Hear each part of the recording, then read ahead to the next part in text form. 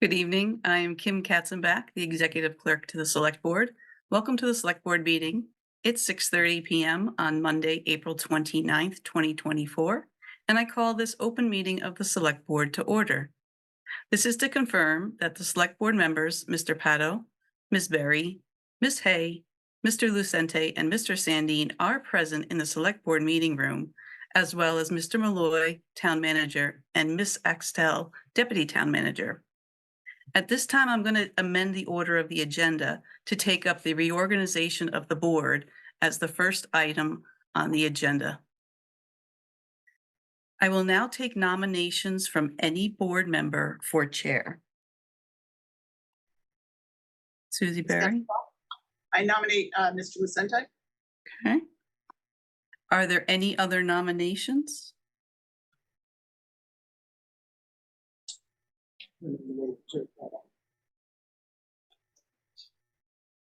Sorry, I don't know if I heard any. Ms. Katzenbach. Mark Sandine nominated Joe Pato. Thank you for repeating. I didn't hear that. All right. Are there any other nominations? Seeing none, I declare the nomination closed and the board will vote. Do either of the nominees wish to say anything prior to the vote? Madam Chair, Yes. I would like to make a statement. Yes, Mr. Pato, go ahead. So colleagues, I've been honored to serve as your chair for the past year. This is not something I've taken lightly, and I believe that I've earned your trust. It's as we look forward to this next year, we have a lot of challenging issues in front of us.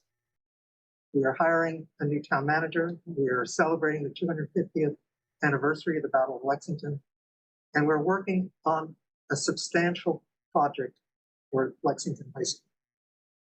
These are projects that are in addition to our typically busy and hectic lives. We have worked very well as a team, where Ms. Barry and Mr. Lucente have focused on the semi-quincentennial commission and in making sure that the 250th will come off as a tremendous celebration. Ms. Hay and Mr. Sandine have taken the lead on the hiring process in looking for a new town manager. And I've been focusing on the high school project. This collaborative work we've done together has been effective in moving for the best outcomes for the town. As we look forward, what I think I can bring to us is the fact that I'm retired and have a fair amount of time to devote to all of those other issues that are in our plates, and that we can work at reducing the other activities we have so that we can focus on these primary goals. As I look at the history of this board and previous boards of selectmen, the tradition has been for chairs to serve for multiple sequential years.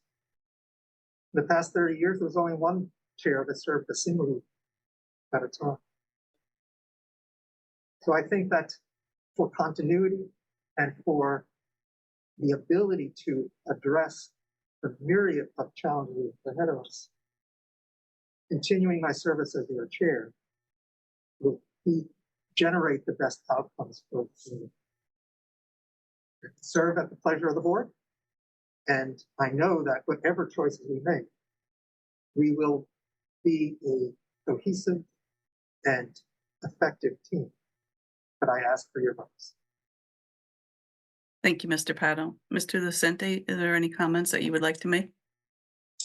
I agree with Mr. Pato on a number of fronts about the teamwork. We have a lot of challenges that I also believe I am the best suited for this over the next year. I served as chair for the 2 years that were probably two of the most challenging years with the pandemic and the social unrest and us trying to get the station passed. for that time frame. And I am ready, willing, and able to serve this board and the role as chair. Thank you, Mr. Lucente. Now, moving on to the vote, when I call your name, please reply by stating the name of the member you choose for your vote for Select Board Chair. Mr. Pato, Myself, Ms. Barry, Mr. Lucente, Mr. Lucente, Myself, Ms. Hay, Mr. Lucente, Mr. Sandin. Can you repeat that kindly? Mr. Paddle. Thank you, sir.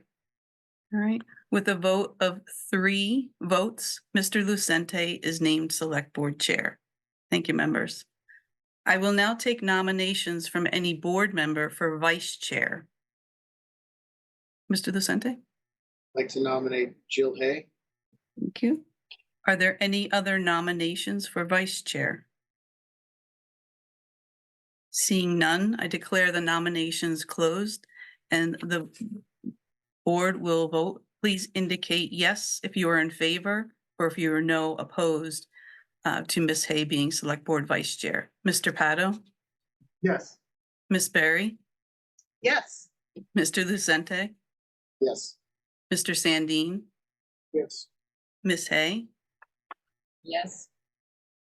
With a vote of 5-0, Ms. Hay is named Select Board Vice Chair.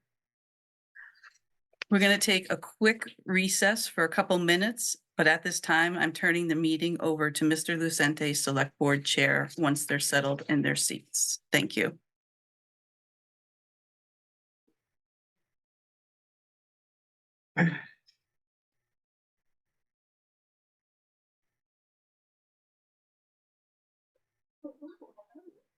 Say, Mark, I don't know. Yes. I don't have any you.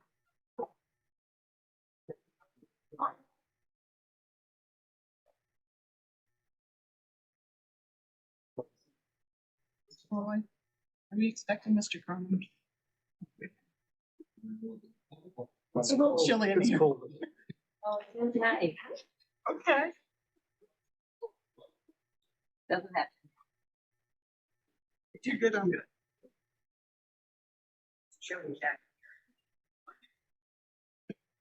It's blowy. It's quite so blowy.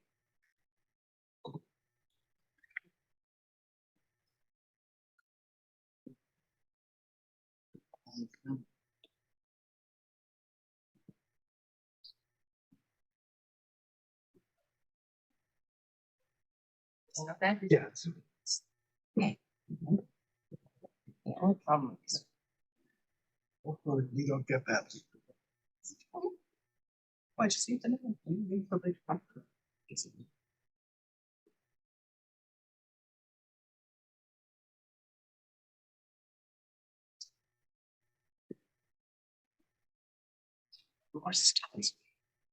Oh, Susie. oh, thank you. Somehow they got given to me on Patriots Day and I kept meaning I to think give I them had to no you. pockets. Thank you. It's a thing that happens to me a lot. No pockets.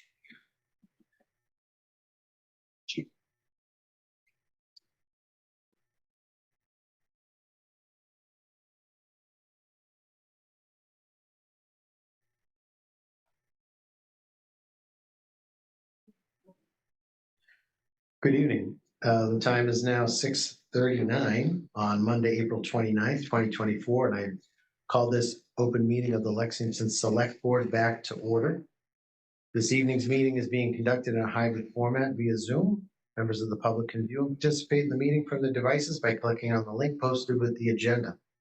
Please note that the meeting is being recorded. We are also being broadcast live and for future on-demand viewing via Lex Media. All materials provided to members of the board are also available to the public. Members of the board are in person this evening. I'm Doug Lucente, the Select Board Chair. On my right is Joe Pato. On his right is Vice Chair Jill Hay. On my left is Susie Barry. On her left is Mark Sandin. Joining us from staff this evening is Town Manager Jim Malloy and Deputy Town Manager Kelly Axtell. as well as joining us remotely is Select Board Executive Clerk Kim Katzenbach. We will open the floor for general public comments during tonight's session. As we begin, I'd like to remind everyone that we are all neighbors and working together in our community's best interest. I ask that all comments be made with civility and respect and without casting aspersions or references to motives. Open public comments are for items not otherwise covered on our agenda. Public comments are allowed for up to 10 minutes and each speaker is limited to 2 minutes.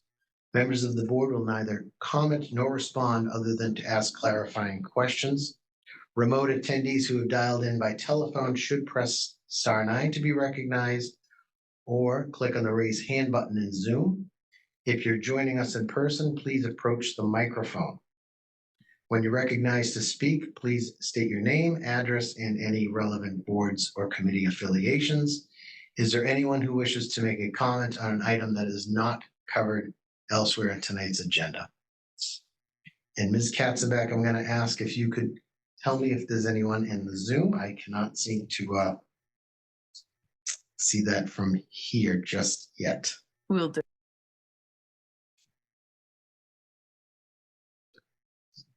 I do see it actually, and I don't see anyone with their hands raised, and I don't see anyone in the room. So we will now move on to select board concerns and liaison reports. Colleagues, tonight we did not have any written comments in our packet. Are there any additional verbal comments from members of the board? Mr. Pato. So colleagues, the Lexington School Building Committee met this afternoon, just after our board meeting this morning, to hear the cost estimates for the massing studies that were presented by the consultants.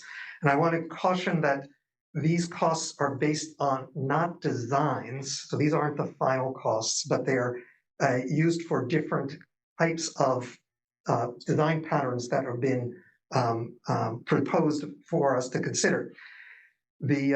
And they're used to get a sense of the differential costs between the different options. Final costs will be different, maybe more, maybe less. The numbers are quite large. And that's one of the reasons why I want to mention that today, because we don't want to get ahead of ourselves on the assumptions of what those numbers will mean, other than they're certainly going to be at least what we thought before and likely a bit more. This presentation will be made to the general public on Thursday, and I suggest it would be good for members of the board to attend or watch that session in recording. There's a lot to be done over the next few months. The target is for us to reduce the number of options to 4 by mid-May, and final selections of what model to design to would be for this fall. This is going to be a challenge. Thank you. Thank you, Mr. Pato. Ms. Hay? Mr. Pato, can you just, for the public's benefit, tell us what is the website where people can see any of this information and follow along with what's happening? Sure. The easiest for many people may be to go to the town's web page, the home page, and on the upper series of photos, the Lexington High School project will appear immediately. I think now it's the second because 250th is on the far left. The actual URL is LHSproject, all one word, .lexingtonma.org. I should also say that when looking at these numbers, or when you will see them, the N number that we've been talking about is the all-in number, which includes a variety of options, including a fully rebuilt new field house, a pool, the school administration. So it goes beyond just the high school project to get the scope of the numbers. You will see a very dense spreadsheet that will give information on various options and the elements of it. The numbers we had been talking about before really were to the base educational program and the school administration component. Ms. Berry? Mr. Powder, can you share what the range is of numbers? I don't have them in front of me. I'll say, oh, I do actually. The base repair option, which would not meet the educational program, runs from 290 million to 310 million. This is to renovate the existing building. The add reno, so an addition and renovation, runs from 590 million to 670 million. A new construction for the educational program runs from 590 million to 620 million, so a little bit less. Additional scope items such as the field house, the pool, et cetera, are listed in the tables in the information pack. Thank you. Thank you, Mr. Patton. Ms. Berry, was that anything else? Nope, that was Okay. And I just want to make one comment. I just want to thank Mr. Patto for his year as chair. We did get through a lot and appreciate the service in this role. I know we disagreed this evening on direction, but I know we'll all work together to do what's in the best interest of the town. Thank you. Mr. Malloy, is there a town manager's report this evening? Yes, actually I have two items. One is just to announce that we do have a new management fellow that will be joining us in August. His name is Desmond Jeffries. He's coming to us from San Francisco, where he currently works for the Alameda County District Attorney's Office. He received his master's degree in public administration in 2021 from the University of San Francisco.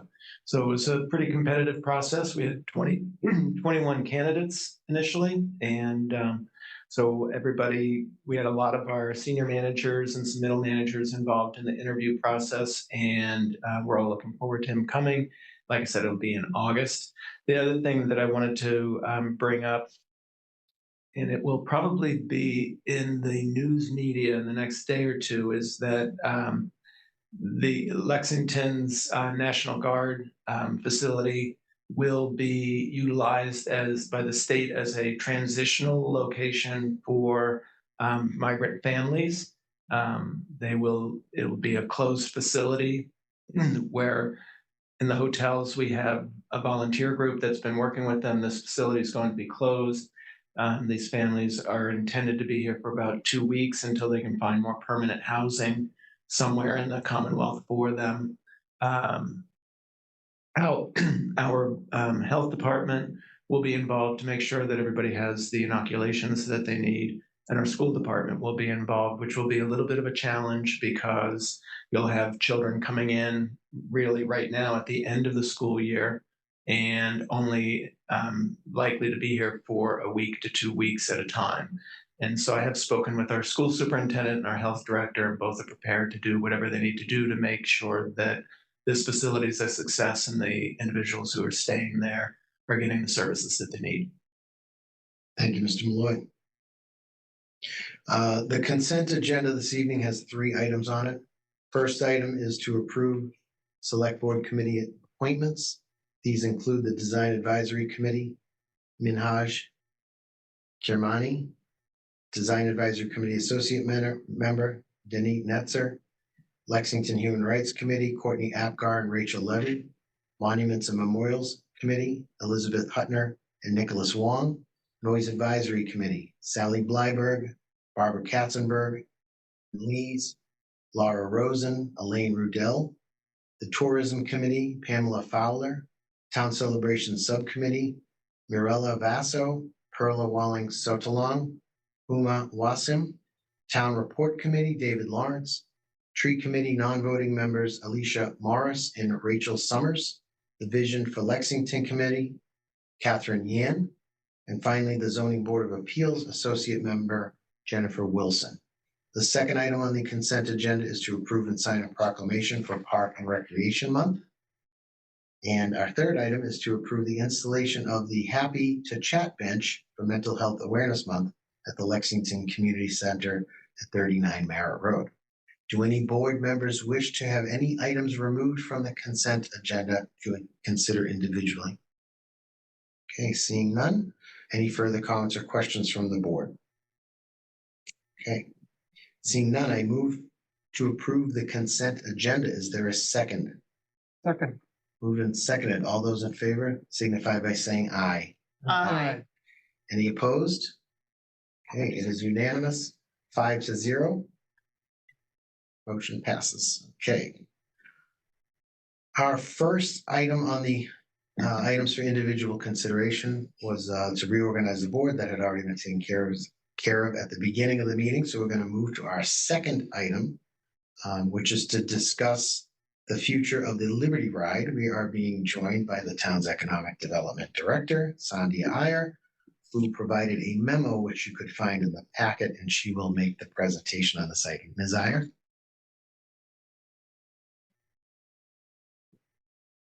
Good evening, everyone. I'm Sandhya Iyer, Economic Development Director for the town of Lexington, and I oversee the operations at the Visitor Center and Tourism. So as stated in the memo, we did an RFI and RFP back starting from 2022 to 2023. We just received one contract or request for proposal from Joseph's Transportation, and we had a back and forth negotiation, and they came back with 3 additional clauses. After a lot of discussion with the town manager as well as the town council, we decided to cancel the bid, given that they were going back on the agreed RFP and they were changing the clauses already proposed in the request for proposal. Having said that, that would mean that we will not be having any service starting March 31st, 2025, which is the 250th anniversary of Battle of Lexington. So I'm here to suggest a couple of different directions. I mean, the first one is to have a 1-year new RFP contract, or purchase a new trolley and start a different RFP, which would be just for the service with the drivers. So those are 2 options here, but yeah, so having a contract extend, there is no option of extension anymore, because we already had the contract and extended it for 3 years, and the final extension would end on March 31st, 2025. Thank you, Ms. Iyer. So, colleagues, Ms. Iyer is looking for feedback from us in a general direction. Hopefully everyone got a chance to read the memo and hear her comments. I'll open it up to colleagues. Ms. Hay. Thank you. I just want to make sure I understand that the first option is, do we have to put out another RFI? So for a 1-year contract, so we would expect no more than 1 bid, but it is possible we will get no bids. Is that right? That's correct. Okay. And I know that we had talked previously about our efforts to buy an electric or hybrid trolley, and we sort of hit a roadblock on that as well. Yes. Do you think the availability, the production of those has changed at all since the last time we talked about this a few years ago?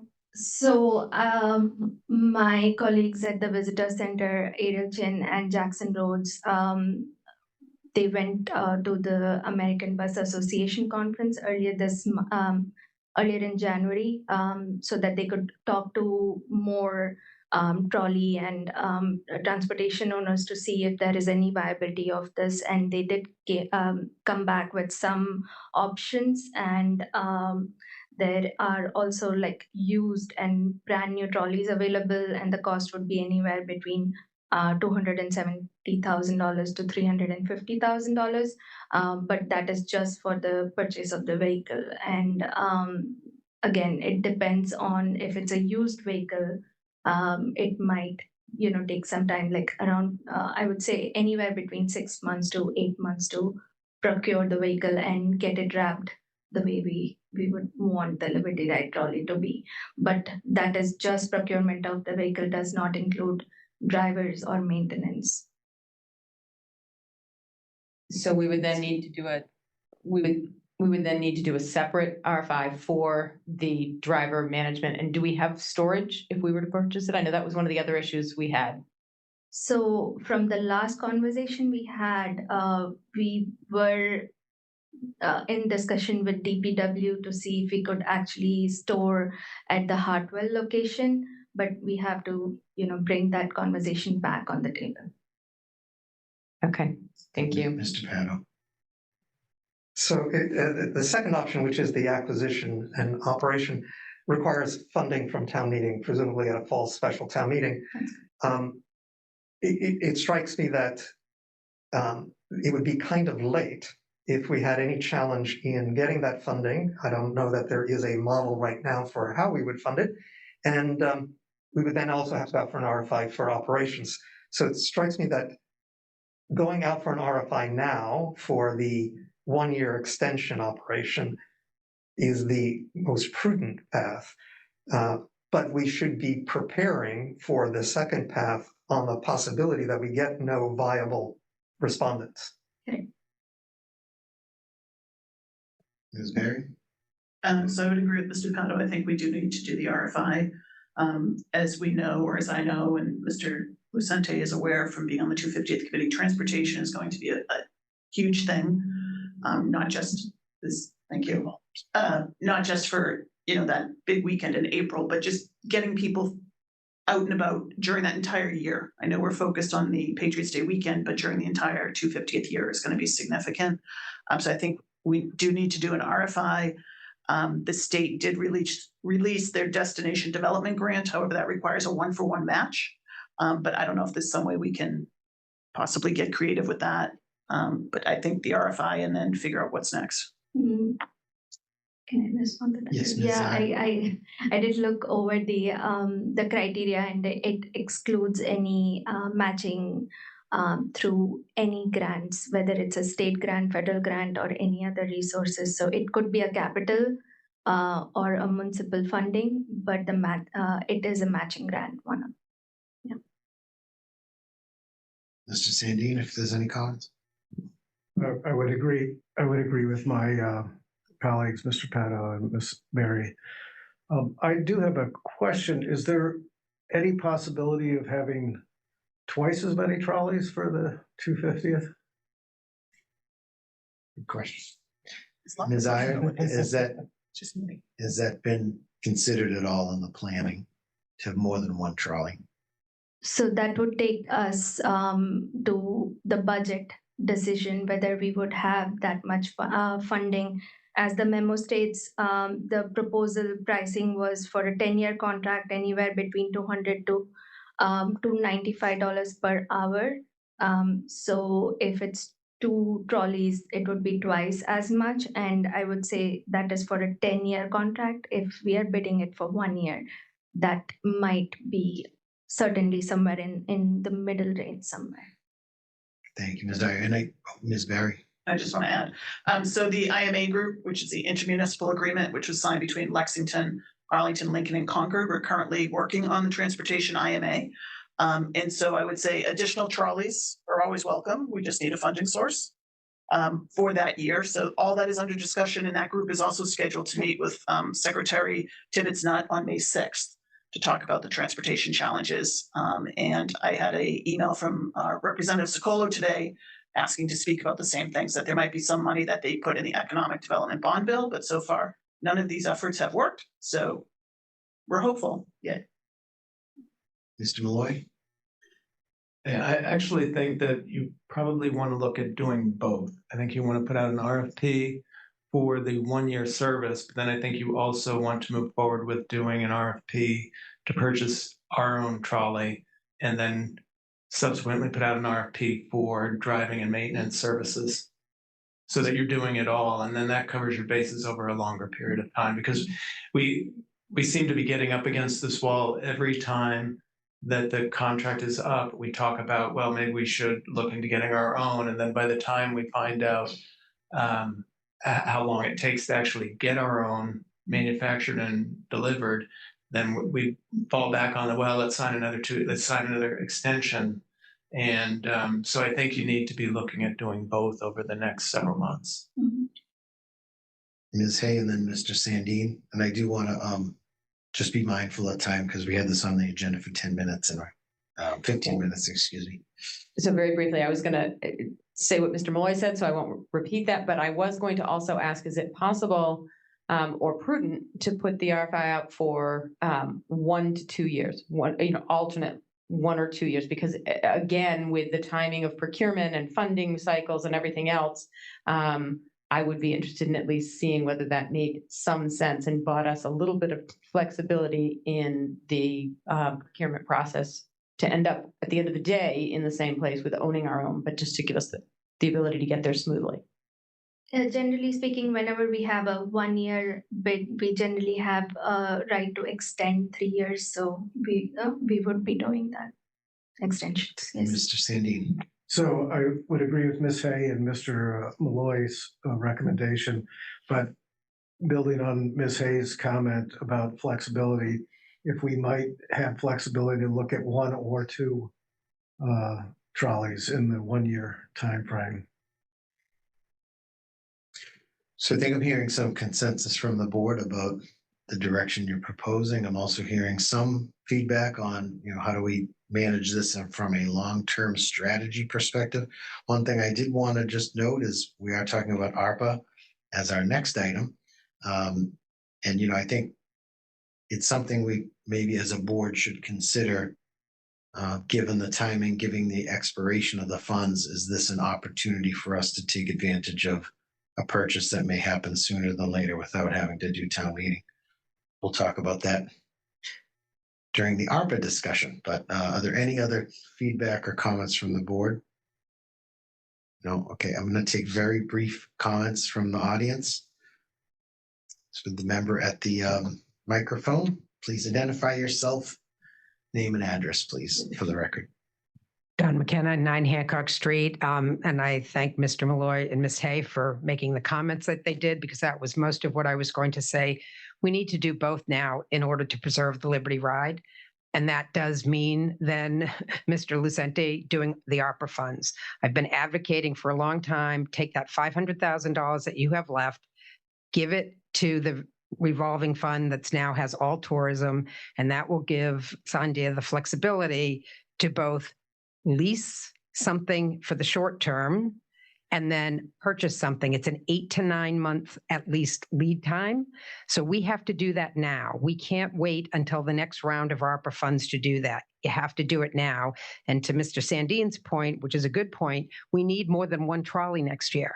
You're going to miss a huge opportunity, and that's one of the biggest things. So either we're going to decide we're not going to continue the Liberty Ride, or I strongly advocate that you do both today. And that way Sandia can move forward and get what we know needs to be done. Thank you. Thank you, Ms. McKenna. Okay, not seeing anyone else at the microphone and not seeing anyone with their hand raised online. Ms. Iyer, we do not have a vote or a motion on here. This was more to give you direction. Do you feel like you have everything you need from us? Yes. Okay.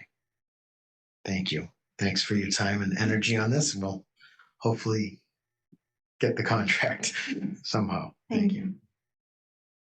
Okay, we're going to move on to our third item on the agenda this evening, which is for the board to review the American Rescue Plan Act, ARPA, the requests for the first quarter of 2024. Mr. Malloy will make the presentation of this item. Yeah, so we have several requests this time around, which I've laid out in the same format that I have in the past several. There are a couple of the requests that I'm recommending the board take a slightly different or a different action on. One was a request for $40,000 for food gift cards. I'm recommending that the board not fund that right now because there's a balance in that account from similar approvals from the board in 2022 and 2023 of $35,405. So I don't know that it's necessary right now. And the second item is the mental health clinician. I'm recommending 2 years of funding as opposed to the 3 years that was requested. And this is really due to the timing of when the ARPA funds have to be under contract and fully expended. 3 years would extend into 2027 beyond the end date. And so I'm recommending 2 years of funding at $160,000 instead of $240,000. And so the items in summary are, the first one is a request to install free Wi-Fi in the town center, at the center fields and at Lincoln Field. That cost would be $188,765, but it would, provide outdoor free Wi-Fi throughout the entire community, or the busy area right here, the center. Implement the C-Click fix on the town's website to enable a two-way communication tool for residents. The first year cost is $9,778. That's a 50% reduction off of their usual cost, and so the second year would be about $19,000. Second and subsequent years. And the next item is to purchase virtual reality headsets for town staff training. I was going to say for town staff gaming, but it's for town staff training. The Red Cross is actually doing virtual training now using virtual headsets, which is pretty progressive for the Red Cross. And so the Recreation Department has asked for that. It's at a cost of $4,851. The Recreation Department's also asked to install a seasonal event tent at the community center, which they've done a couple of other times, and that is $9,750.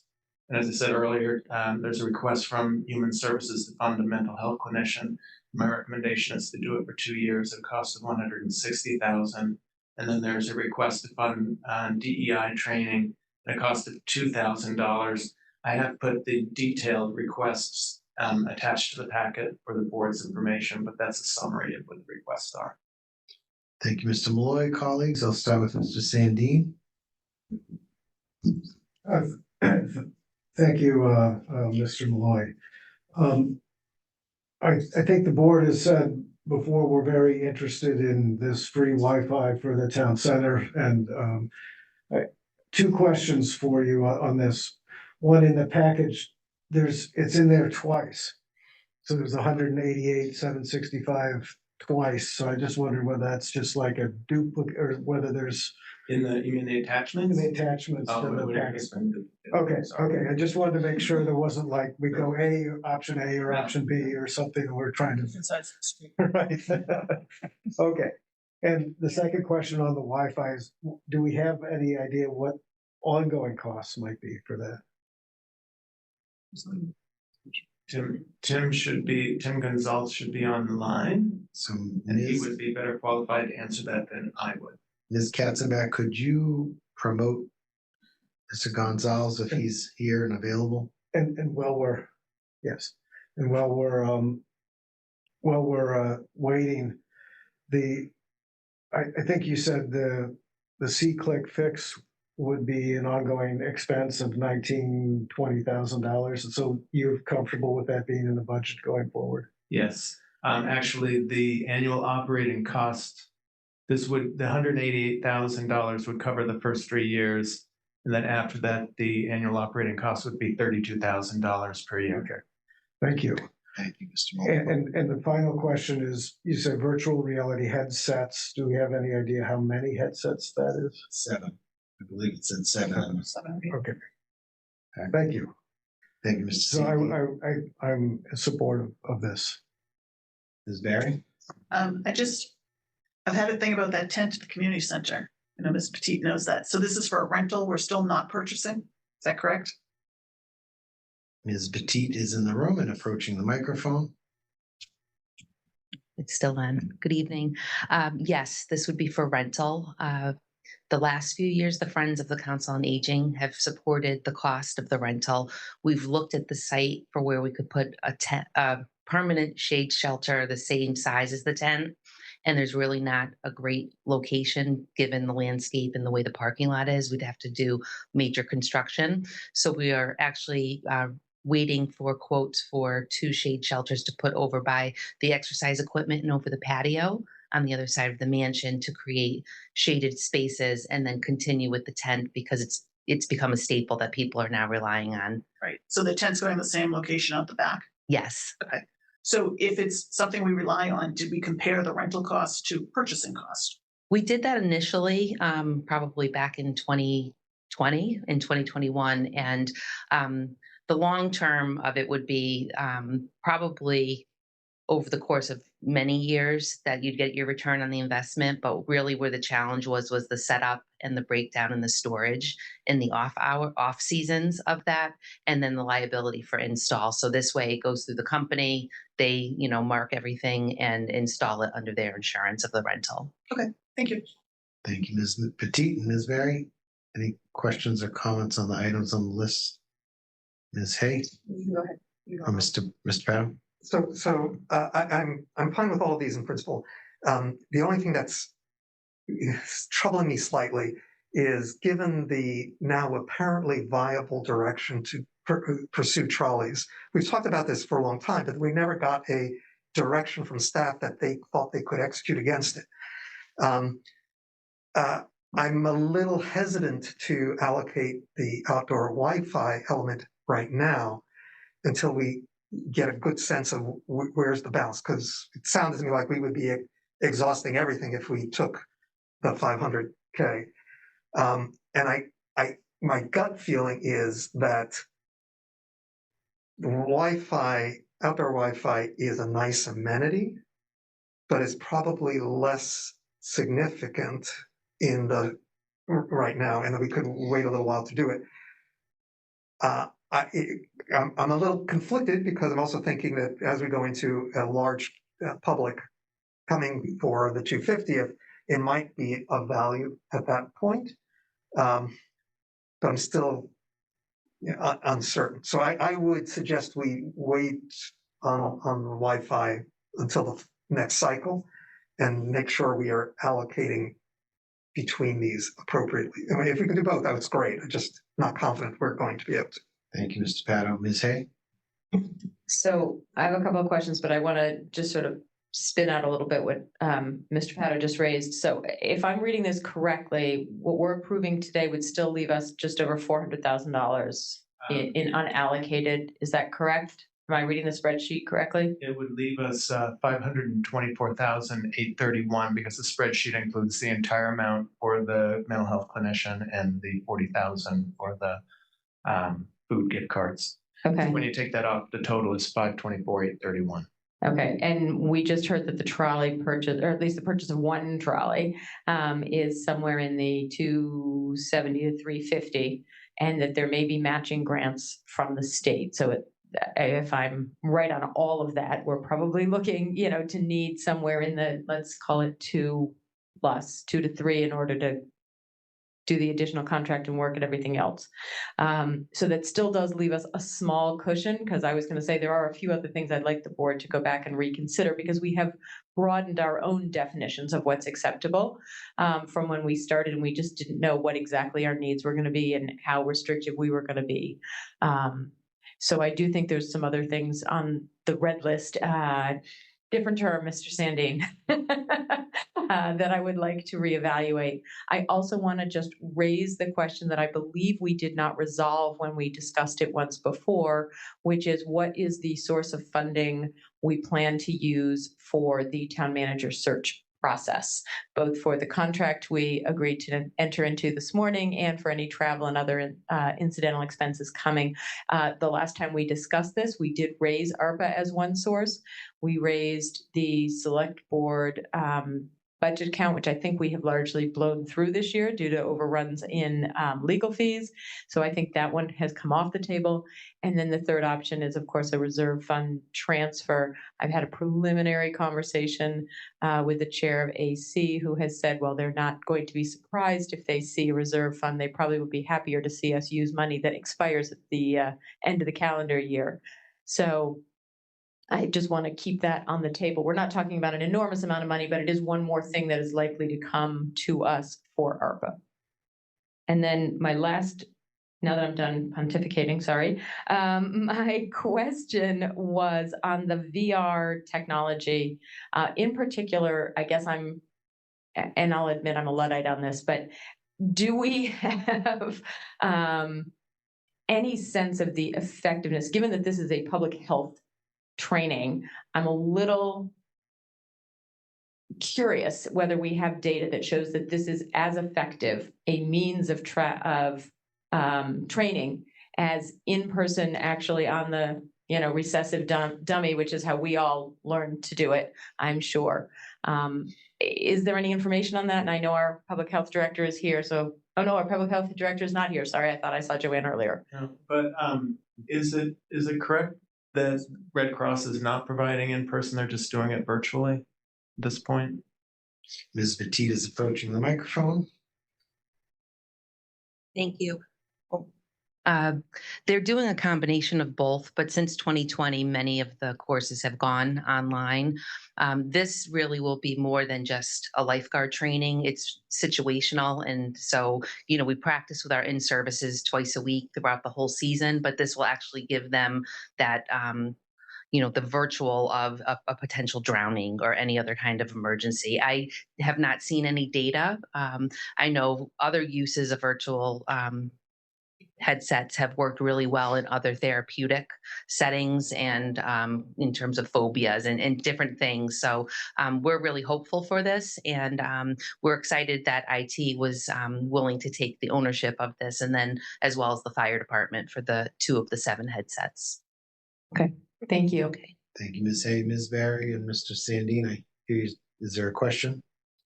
Our packets are different, so I'm Okay. going off Novus, and Mr. Sandine downloaded the packet, so he's missing some information. Okay. Sorry. No, there's no question for the board, though. Okay. No. Colleagues, so we've heard some consensus on this. I do actually have one question, or one comment, I should say. Where we're getting rid of the food cards or dropping that as sort of a potential funding source. I do know in conversations this weekend with the food pantry, they are still seeing numbers well above what they had seen even during the pandemic. The families that have moved here, the refugee families that have moved to Lexington, are also using the food pantry, and that has caused their numbers to swell. And the discussion I had with them was on how can they get support from the town. I think it's in our next round, at least, we should probably look if there's any opportunities for us to help the food pantry out again. We have helped them out in the past. The gift card program also helps people with food insecurity, but not always the same clientele as uses the food pantry. So just wanted to put that out there. I also support the concept of this idea of looking at the electric trolley with, where we have maybe a better plan or a better opportunity to actually get something in a timely fashion, perhaps before the 250th event. So I would be interested in that. Colleagues, are there any items you wish to, at this point, remove from the list? Ms. Hay? So this actually is sort of a bridge to our last conversation, which is that I agree with you. I think we should be looking into whether we could also be procuring in a timely enough fashion for the 250th. And I guess that just would lead me to say, desire, as you do look at any responses to a 1-year contract, that we ensure that there is not an exclusionary provision, so that if we end up with the ability to have a second that we're operating differently than whoever responds to the RFP, we aren't precluded from doing so. Thanks. Sorry, I just didn't want to lose that thought. Ms. Tapato? So just to follow up with Mr. Gonzalez, probably, if we were to delay the Wi-Fi till the next cycle in the fall, would we be able to still deploy it for March of next year? Mr. Gonzalez, if you're available to speak, please. All right, can you hear me? Yes, we can. Thank you. So it might be possible, if we can agree on that, I could start design work and get to near final around fall time with the vendor that we're working with.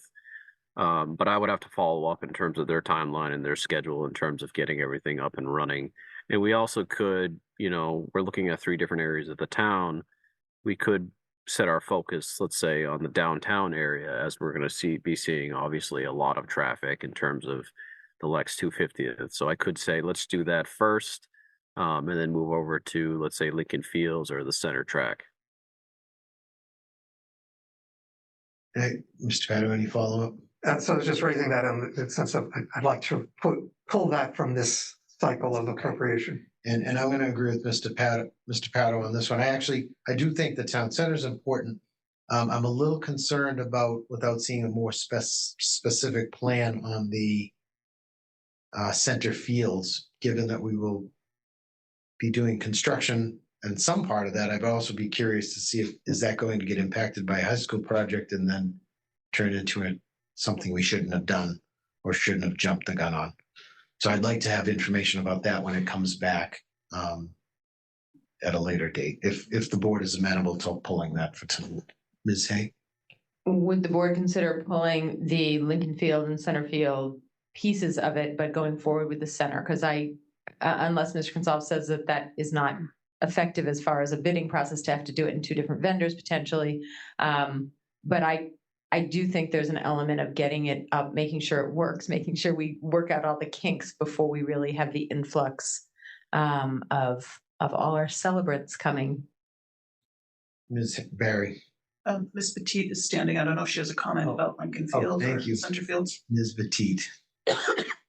Thank you. I just wanted to add, in terms of the requests for the public Wi-Fi, Tim and I had met and we're getting requests from different points in the community. We started to see an uptick in people asking for Wi-Fi at the public spaces over the last 4 years. We do provide it in our buildings, and so now people are working from home, they're outside. Additionally, with our software, we now are out in the field with tablets, and we have apps that run the scoreboards. So there's actually a benefit in addition to the amenity of having public Wi-Fi, but in terms of delivering services and some of the things that we are currently doing. So what we're looking at Lincoln, for an example, is as we're doing the construction there over the next couple of years, we've met with IT and facilities, and hopefully at a minimum we'll have the infrastructure put in as we're digging the ground up anyways, and bringing those things that are needed for the conduits and things like that. So I just wanted to share that from the community view, that the request isn't more than just a staff request. Thank you, Ms. Petite. I will take Ms. Barry. I just wanted to ask a clarifying question, Mr. Malloy. I know a few weeks ago, I think it was in the weekly, or you mentioned it to us, you were working with staff to kind of figure out what numbers were left on ARPA from their projects, like if they had fully expended them. Has that exercise completed, or is it still in process? No, that'll start right after this. So I it's just put it possible. in that for the next cycle, I would have a new update. So it's possible the available figure is going to go up. Probably, Okay. but not by hundreds of thousands of dollars. Last time we did that, it was probably a little over 100,000 because we took the dog park out, but we don't have another dog park to get rid of. So it'll probably be in the $40,000 to $50,000 range. You went to Burlington today to the dog park, so I'm just saying. Yeah. Okay, thank you. Thank you, Ms. Barry. I do want to point out a big thank you to Ms. Malloy and the staff who worked on the C-Click fix. We've been asking for that, as we all know, on this board for at least 5 or 6 years now, and so we appreciate that this is on here. I'm excited that this will be getting done. I'll take public comment, and then we'll come back around to the board just to see where we feel about the final list. Any members in the audience that are remote, please, if you dialed in by telephone, press *9 or click on the raise hand button on Zoom. If you're joining us in person, please approach the microphone. First, the member and the audience at the microphone. You can state your name and address for the record. John McKenna, 9 Hancock Street. I just wanted to clarify, as you're thinking through this, first, I'm hopeful that you'll add it to the list today so Sandia can start going out and purchasing what needs to be done, both in terms of the trolley, which, as I said, by the time they go out to bid and everything, and then the actual construction of it, it's about an 8-month process. So we really need to get that underway. But the second thing I wanted to make sure everybody understood is the reason I keep using the figure 500,000 is because a new trolley by itself could be as much as 370,000. Then, there is the contract for managing it, or the staffing, or however they're going to do that. That is separate from the trolley contract for the 1 year. And the numbers that they're getting now are so high in terms of the hourly rate that they need additional money in the revolving fund to be able to make up for that. And right now, we've only been able to do twice a day, which it really should be running 4 times a day, which you're going to need more as you go forward. So the importance of giving the maximum amount that you can, and I believe that right number is 500,000 based on what I've reviewed in my experience.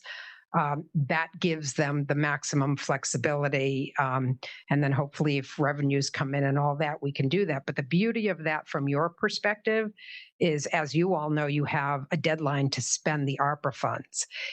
If those get authorized, we can spend those ARPA funds right now and then worry about how you readjust it after the fact with non-ARPA funds. So thank you. Thank you, Ms. McKenna. Colleagues, just on that point, I do think we need a more solid proposal in front of us to vote on the ARPA funds. That's my opinion. I don't know how others feel. I also think we don't necessarily have to wait till July. We can do it sooner, because I do think there's a time element that's important. I just don't feel comfortable making that decision at this table tonight. Any colleagues, anything anyone would like to remove from the consent agenda? Sorry, not the consent agenda, from the list that was provided by Mr. Malloy this evening. I hear some consensus, I believe, to remove the Wi-Fi. Has anyone changed their mind on that? I really would prefer to only remove the center field area, because I do think with the high school project that may change. It also may change the Wi-Fi that goes into that building or whatever else we're doing there. I agree that should come out, but I think the other two, we're hearing both an operational as well as a public amenity reason to keep them. Mr. Powder, do you want to comment on that? I guess I could go with that. I mean, I do think we should reduce it and do it in steps at this point. And I'm happy to consider those steps soon, but I'd rather not commit all that funds right now, because I'd like to have a little more flexibility to come back in the next month or two for the trolleys. I just want to make sure I understood your position. Do you want to leave the the center? No, and the Lincoln Field in, or remove the center. So I was agreeing with Ms. Hay. The town center, sorry, not center. The center fields, remove the center fields. Okay. Which was, I believe, what Ms. Hay said. Yes. Correct. Ms. Barry. So I'm gonna, excuse me, I'm having a throat thing. I'm gonna advocate for retaining the center fields. I understand we are gonna have a significant project over there, but that's not gonna start for quite some time. And the center fields are probably one of the most heavily used fields in the portfolio of recreation. It's also a matter of, yeah, I'll just leave it there. Mr. Sandy. I was just going to say that I heard a little bit of risk of delaying or the center of the town on the Wi-Fi, and I don't really want to take that risk on delaying for the center of the town. I think we can address the other things a little bit later if we need to. Okay, so I have a Lincoln and Town Center, Lincoln and Town Center. Mr. Hey, Lucente, yeah. pardon me for the interruption. Mr. Gonzalez would like to say a word if you would allow. Okay. Thank you, Ms. Katzovic. Mr. Gonzalez? Hi, so I know there's some concern right now in terms of the center fields due to the high school and the uncertainty of where that's going. I do want to say that the solution that we picked is entirely flexible. It does not require any digging, trenching, conduit above or below ground. They are purely Wi-Fi based Verizon units. So if we made decisions at the center fields and we needed to move some units around, we could do that with no problems. Okay, that is very helpful. That actually helps me be more in line with doing it in all three. Does anyone else want to change their position based on that?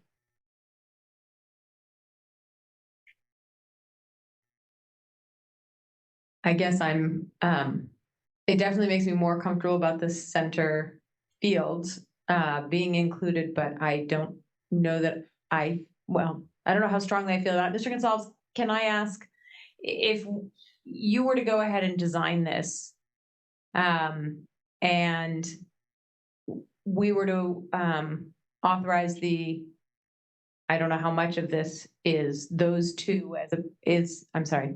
I don't know how much of this 188 would be accounted for by Lincoln and the town center. Is it possible to get a sense of what the breakdown is?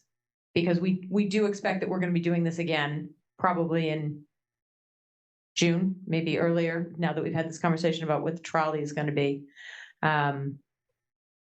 So I think actually, let me rephrase that entirely.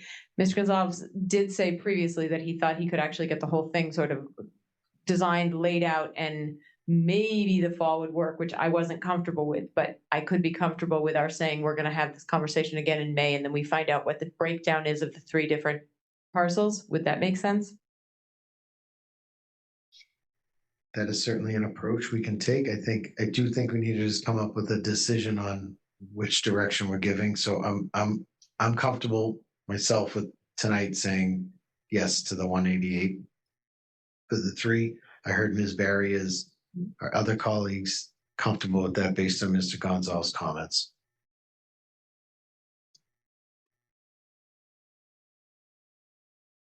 Mr. Peno. Do you have 3 votes ready? Yeah, I just So want I'm to make sure. comfortable enough. Okay. I mean, I'd rather would not, but if you have 3 you want to go, let's just go. All right. Mr. Sandine, I just don't want trying to determine if I need to break the motion up. I said, my first comment was I was good with all of these. Okay, all right, thank you. All right. Are there any other items members wish to not vote on this evening? So far, we have the Wi-Fi, 188,000, C-Click Fix, 9,700, the virtual reality headsets, 4,800, seasonal event tent for 9,700, the mental health clinician for 2 years, 160,000, and the DEI training for 2,000. Okay. So with that, I'm going to make a motion that we approve the following requests: install free Wi-Fi in the town center fields and Lincoln Field for $188,765. Implement the C-Click Fix on the town's website to enable a two-way communication tool for residents for $9,778. Purchase virtual reality headsets for town staff training for $4,851. Install a seasonal event tent at the community center for $9,750. Fund a mental health clinician for 2 years for $160,000. And finally, to fund a DEI training for $2,000. Is there a second? Second. Moved and seconded. All those in favor signify by saying aye. Aye. Any opposed? Okay, no one's opposed. It passes unanimously, a vote of 5-0. Okay, colleagues, we're going to move on to our next item, which is to discuss the community Charrette on Lexington Center Revitalization Report. This is a continuation of a discussion on the Charrette for Lexington Center. The board had previously discussed this when we had a presentation from Dr. Cotval and Dr. Mullins. The presentation and the full report were attached to the packet. Additionally, I hope members of this board have had time to go through the report. I just do want to give a couple brief updates from some of the committees that have been involved in this. So the Center Committee, we do have the chair here with us tonight, Jerry Michelson. The Center Committee did have an in-depth discussion at their April 25th meeting. They had scheduled about an hour and a half to discuss this last Thursday, and a couple of the members of their committee had developed a really good framework to discuss the report and develop some short-term, mid-term, and long-term ideas that would, for them, rise to the top based on a survey they did of their members, so that they could focus their discussions on which items are the ones we should be hitting first, short, mid, and long term. Some examples of actionable items they felt in the short term, I'm giving just an example here, was creating more inviting alleyway connections between the bike path and the town center. Maybe using getting some new planters and things like that. So that was sort of one idea on the short term. On the midterm, they talked a bit about how do we create, a better grain mill alley. It was another example, which some of this is related, but what do we do to improve grain mill alley, kiosks, etc. And then long term, they actually didn't get to this point in the discussion because there's so much stuff in the report to talk through, and they had a really robust discussion. So I'm putting that out there because our board, maybe in our deliberations, taking into account their information and feedback will help inform us. I will also note that the Economic Development Advisory Committee has this topic tomorrow on their agenda. So they have not discussed this report in depth. I anticipate they will discuss it tomorrow. But at this point, as a board, let's see what our initial feedback is. And, I'm hoping that we can come out of this discussion with some direction on where we want to go for next steps. So I'll open it up to the board. Does anyone on the board want to talk about any of the items that were in the report and what your feedback is? Ms. Barry. Thank you, Mr. Lucente. I think it's great to hear that the center committee has kind of broken this down and prioritized it on things that they want to look at, low-hanging fruit and things like that. One thing that resonated with me was the talk about doing more kind of along the bike path during this town meeting, where people were parking all over the place. I had the occasion to frequently drive another town meeting member who may or may not live in my house back to the lot up in the center and pulling into that lot at night and just kind of looking at how, looking into the back parking lots and looking at the connections and kind of how depressing it looked even at night. But during the day being out there and, love the DPW, love the work they do in the center, but we get hills of mulch there. I would think that we could do some things to make that look a little bit more inviting. I think there was some talk about some gardens and plantings that could happen there. That would be great. It's been great to see what Revival Cafe has done on the back side of their building. For those of you who haven't seen it, they actually were allowed to paint it in a very interesting design. So that's good to see as well. I love the idea about activating the alleyways. That's always been one for me. And not just Green Mill Alley. I know there's some concerns, or actually we don't own all of it, I believe. Bank of America owns part of it. But even what I will call the Michelson's Alley or the Upper Crust Alleyway over on Waltham Street, I think there needs to be more connection with those, possibly some lighting, some murals or some type of art or something I think would be great. So it's a good report, but I'd love to hear what, the Center Committee thinks are kind of the priority places. We will, we'll take board comments, and I'll ask Mr. Michelson for some of his comments in his role as chair of the center committee. Mr. Pato? So I thought it was a very good activity, and I'm looking forward to executing against it. So having our committees take deep dives into this and coming back with action recommendations.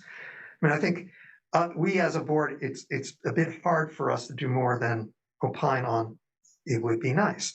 It'd be a whole lot easier to work on this with specific proposal recommendations, not execution proposal, but this activity, et cetera.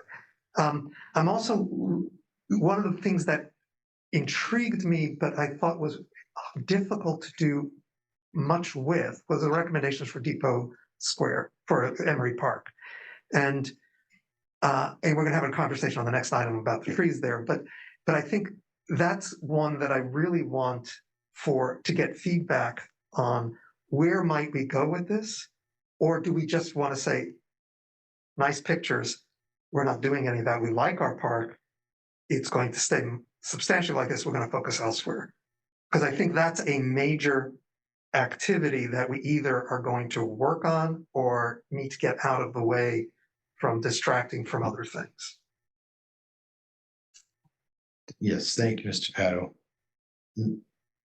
Ms. Hay or Mr. Sandine, any additional comments?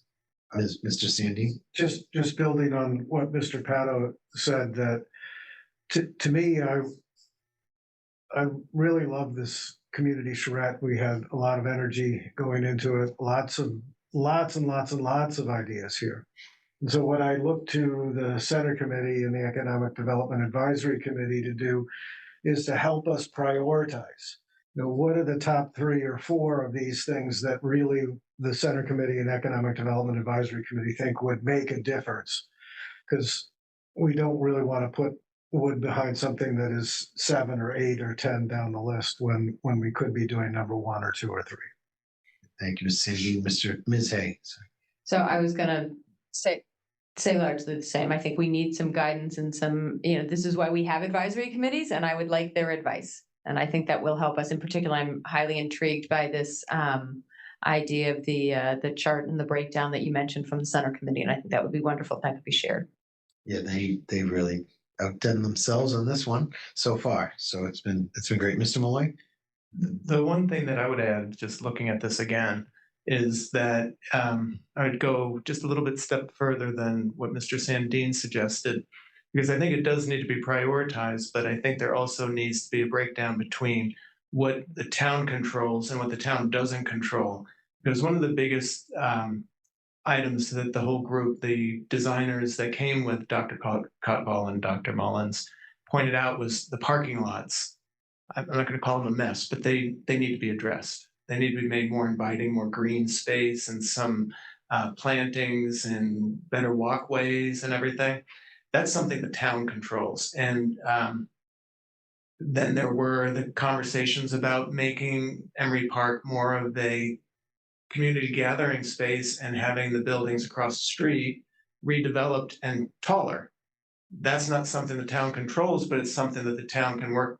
Right now, it's a good time for the town to work with the building owners there, because there's some vacancies and there's movie theater there, and whether that's going to continue and whether or not that's an option, and whether the town works with the building owners. And so once you prioritize them and you figure out what is town controlled and what isn't, then you can sort of divide and conquer and work on both fronts. Because just doing the parking lots, you're going to have to go to town meeting to get a design funding, and then town meeting to get construction funding. You're going to have the conversation of whether it's going to have solar canopies or not, and whether the solar canopies need to meet the HDC requirements or not.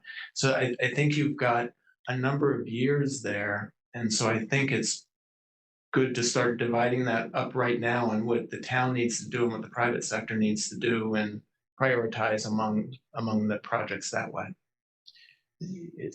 Another thing that was addressed at the Center Committee is there's a bit of a domino effect with some of the decisions that we need to make as a board to set the direction on some of these significant projects. If there's an appetite, let's say, for housing at the depot parking lot or the CVS parking lot, that actually changes a lot of what our planning is. And that was a big topic at the Center Committee the other day. I will also note that Ms. Iyer is here and she can confirm this, but there is a lease signed for the Signature Stationery's space. So, which is good that that space will get activated. So, I think from my perspective, I also want to hear the feedback. I do think there's probably a long list of items that we can tackle short, mid, and long term, and we need to keep those on our radars as specific plans. So, but at this point, I'd love to hear from. Ms. Hay, did you have something to add? Oh, yes, you feel free, Mr. Michelson. Please go ahead, Mr. Michelson, Chair of the Center Committee. Thank you, Mr. Chair. So I'm Jerry Michelson. I'm chair of the Lexington Center Committee. So 3 of our members got together to do this kind of breakdown. So basically we broke things down into 13 short-term possibilities, 8 medium-term possibilities, and 4 long-term possibilities. In the essence of time, we really can't get into all of them. But we might pass it along to you all, just kind of see what we're talking about. We wanted to basically figure out what can we have some consensus around. Some of the things I've just heard now about the housing, that was big. We have to, with the housing feasibility, that if we're not going to go down that road, that does one thing. But if we are going to go down that road with the depot lot and the CVS lot, then let's make that decision within we put that as short term about trying to make that decision. I know it's probably a long term thing, but we're either going to continue or we're not going to continue. The rear of the buildings that someone referred to, the second front, as I like to call them, because they're really not the rears. We helped address that in town meeting this year with the new signage back there. So that is like a step forward on what we're already doing, and this report is not even have dust on it yet. So the neat part about this is that we're already in action. Regarding the alleys, one of the things we said, geez, well, let's figure out a consistent look and feel. Is it all Edison lights like we did around the beginning of Edison Gray Mill Alley? Is it not that? Is it something else? But if we can decide what a good look and feel is, then we can start to implement one short term at Gray Mill Alley and then move along to the other locations, either over by Lexington Neal's. I mean, there's more than just the one by my store and over there, but then it comes to the private public conversation, because most of those are private land.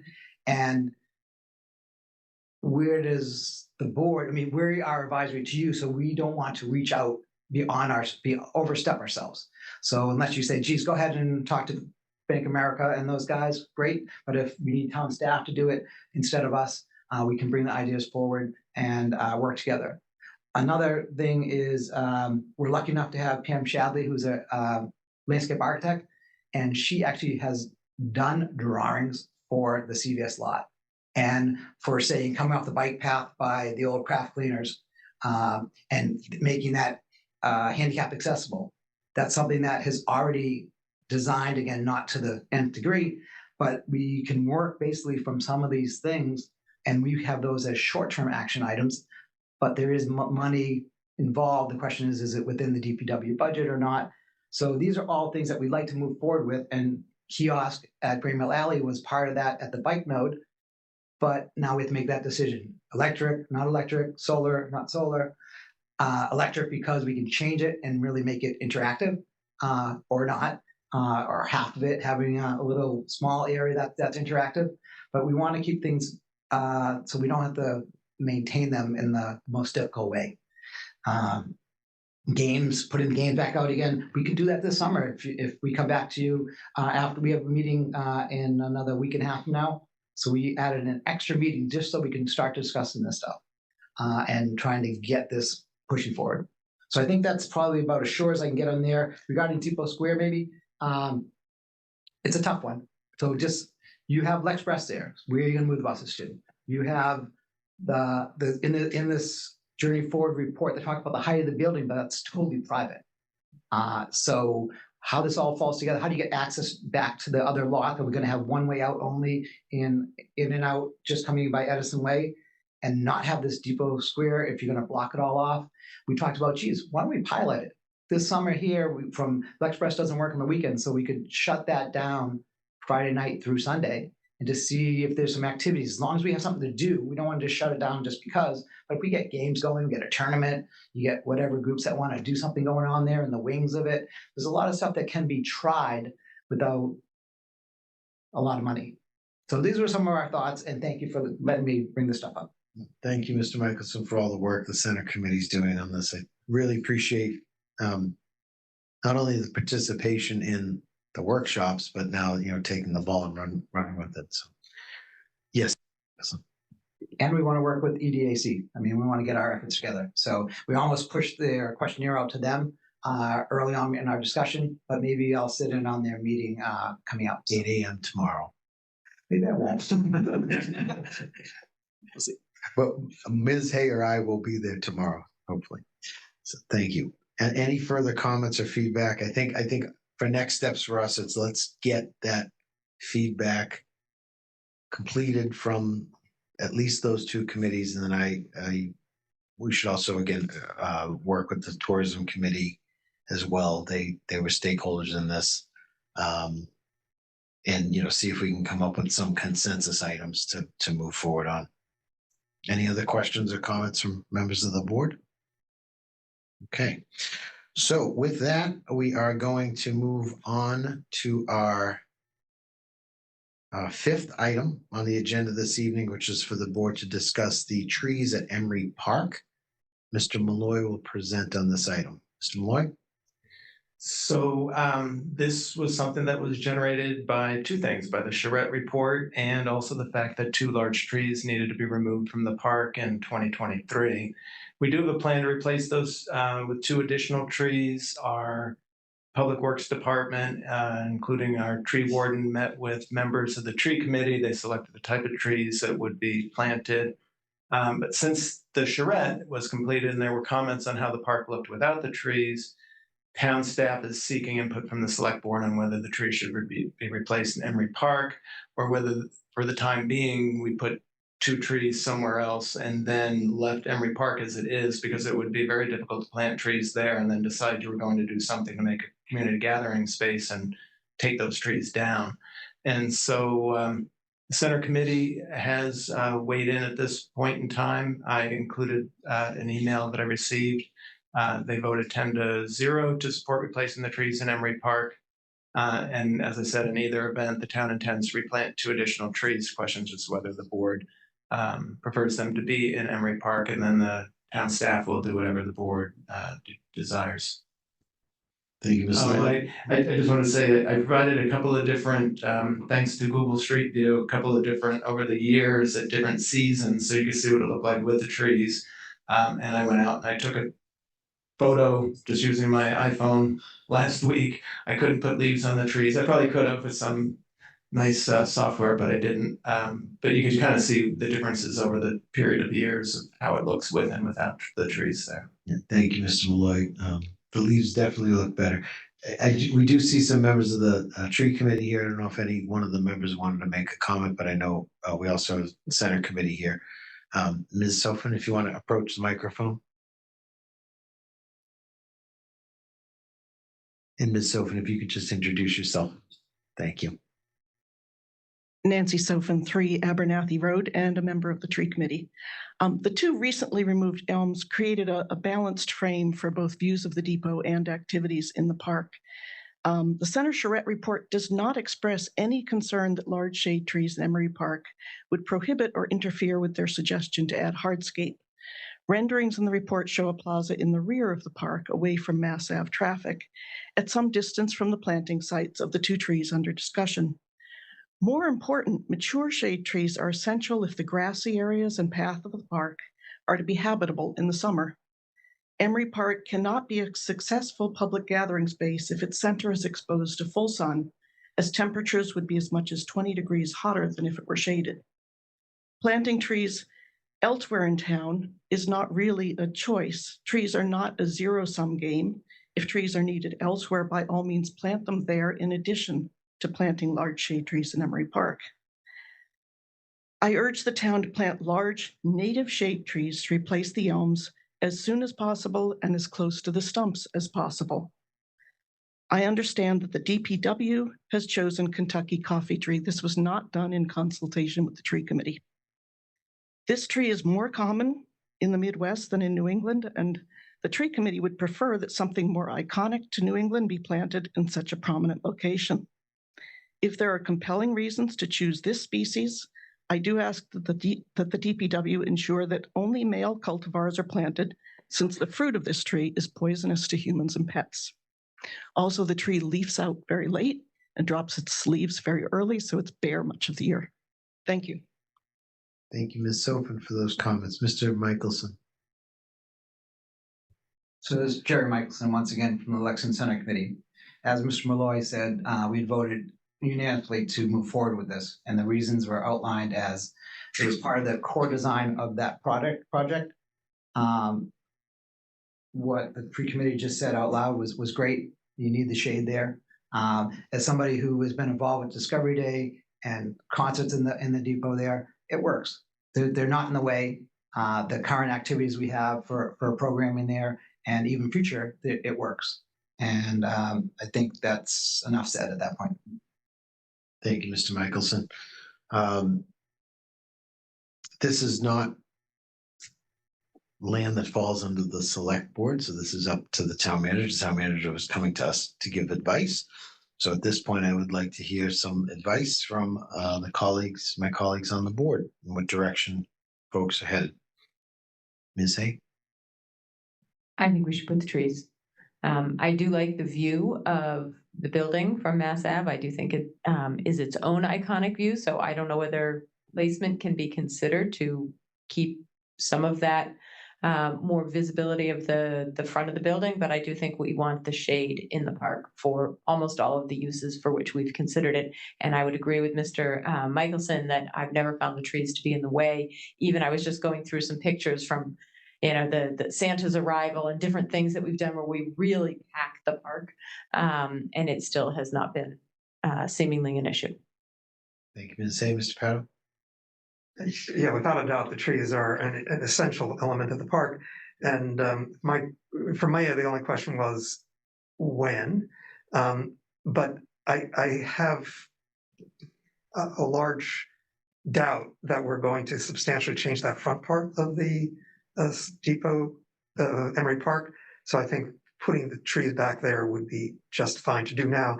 My only question is what species of tree? I believe that the Kentucky trees that had been planned received a lot of pushback. And while I know that using the male variants are less problematic, we still got a lot of pushback. And so my question is, do we have an alternate that is effectively planted in the planting season? Otherwise, is it necessary to wait anyway? Thank you, Mr. Pato. Ms. Berry? Yes, for the trees. Need to work out what species. And I'd also request that it's of a large enough size when it goes in. So not a little tiny guy, but like a, you know, it's got to have some heft to it. Thank you, Ms. Berry. Mr. Sandin? I'm all for hefty trees. We're gonna have a great time next to each other. So I appreciate the tree committee and center committee's recommendation, and do think that native shade trees are what we need here. Thank you. I concur with my colleagues. I think we need to replace the trees. I think we need to do it sooner than later. And I would love it if the staff that's working on this could actually just consult with the tree committee so that there's some consensus on the species rather than just picking another one that maybe isn't satisfactory. I think they have a lot of expertise in that committee, and we should reach out and use their expertise. So, Mr. Malloy, do you have another comment? Yes.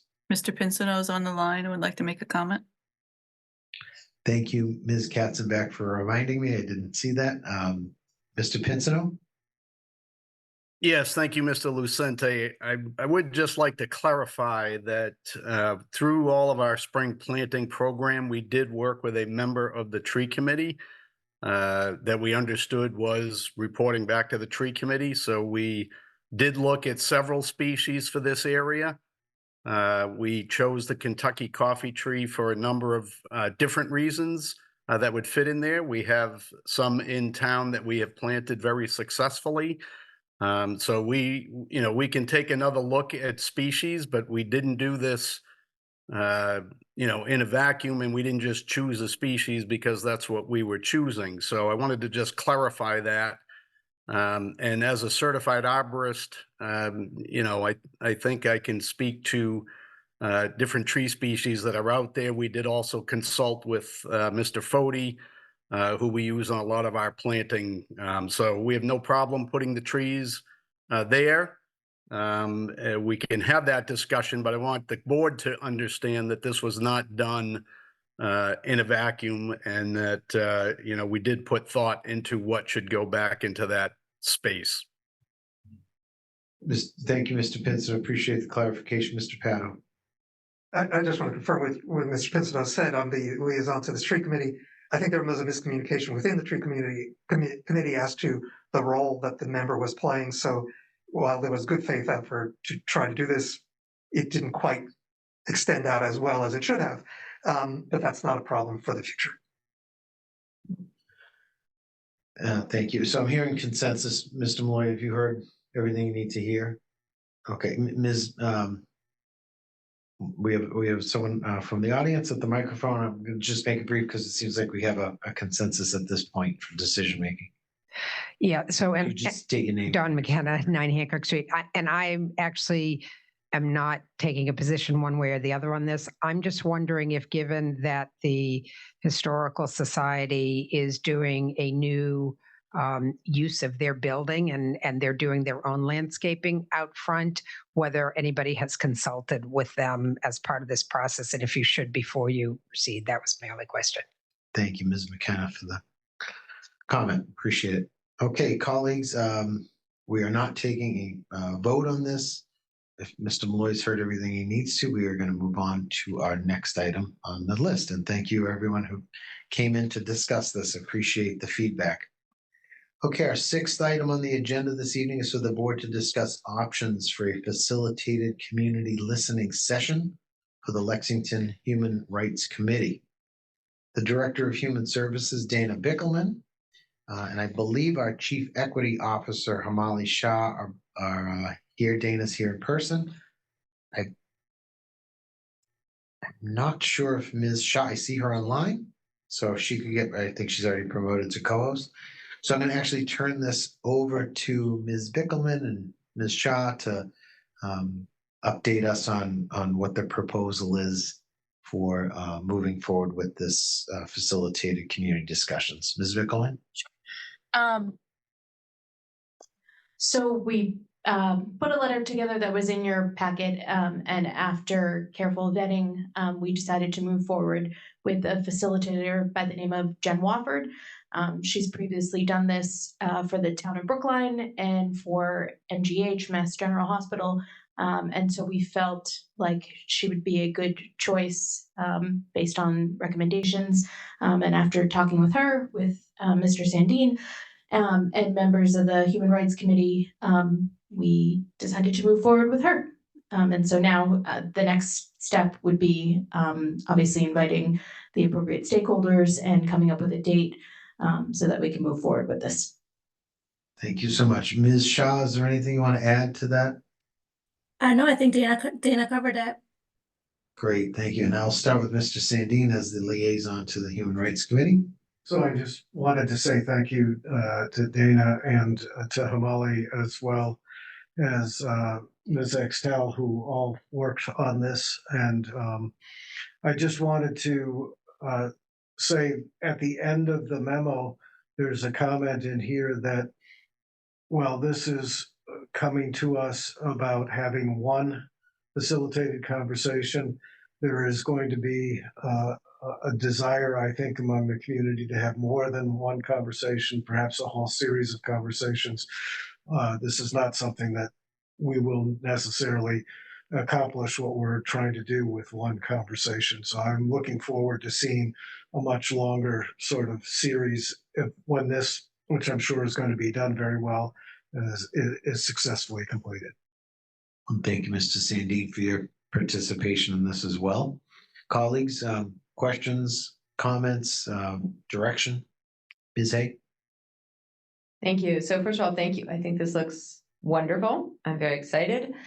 Couple of basic questions. Did you get a sense, or does she have a recommendation as far as capacity, since we're talking about at least starting with a single event, and sort of along those lines, you know, what is the capacity? Do we expect this to be in person, virtual, hybrid? And can you talk a little bit about any plans that have already been thought through about how we'll do outreach to make sure that everybody we want knows that this exists? No matter what we seem to do in town, we always hear we didn't do enough to get the message out. And I think this is a particularly important offering. And we really need to put all of our efforts into making sure we are as broad and as wide as possible. So I'd love to hear a little bit about that. Thank you. Sure. So in speaking with Jen, she is eager to help us, and I think is ready to, as so long as we come to her with a date. I think in person is better, and we are in talks about finding the right space. We're thinking at the community center and just deciding which room, because in person I think would be better. And then that's part of the work that we're doing with collaborating with the appropriate stakeholders, that this is something that would be co-sponsored between LICA and the Human Rights Committee, and we're already doing that outreach to make sure that we're reaching out to the right people who would be included. And then thinking about the marketing plan as well. Now this is the time that we've settled on the facilitator. She does, as I think, from my understanding, have the capacity to continue to help us do more than just one event. And so now we can work on the marketing. She's going to provide us with the same flyer that they used in Brookline, so that we don't really have to, because it's a similar conversation. So this we don't have to reinvent the wheel. So that I think will help with the marketing as well. Thank you. Any further comments from members of the board? Ms. Barry and then Mr. Petto? Thank you, Mr. Lucente. So thank you for this. It looks wonderful. And I agree with Mr. Sandine. In these types of conversations, it is never one and done. It's work that needs to be continually being done. But I'm just curious, what is the funding source for this? Since this kind of came up. Mr. Malloy, is this funding source of Ms. Or do we need Axtell? to be having an ARPA discussion? We are exploring right now all of the funding opportunities. We're looking at ARPA, we're looking at Human Services Department, we're looking at possibly Town Manager's Office. We needed to make sure we had the facilitator and what the cost was going to be, but it will be coming back shortly with funding. Okay, yes, thank you. Thank you. Thank you, Mr. Petto.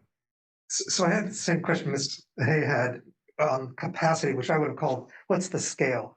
Are we expecting this to be like 20, 50, 100 people? And how are we targeting it? Because I think it makes a difference as to how the community perceives this. Ms. Pickleman? Sure, and I don't know if Hamali wants to touch on it as well, but I believe the capacity that we were hoping for, I would think that we would hope for, I don't know if we would get 100 people, but I think at least 50 people. I think since this is the first, and again, one of many, I think it would only have the opportunity to grow and to have more people included. And again, I think that's the work that we're doing right now, is making sure that the right people are included and would be invited to attend.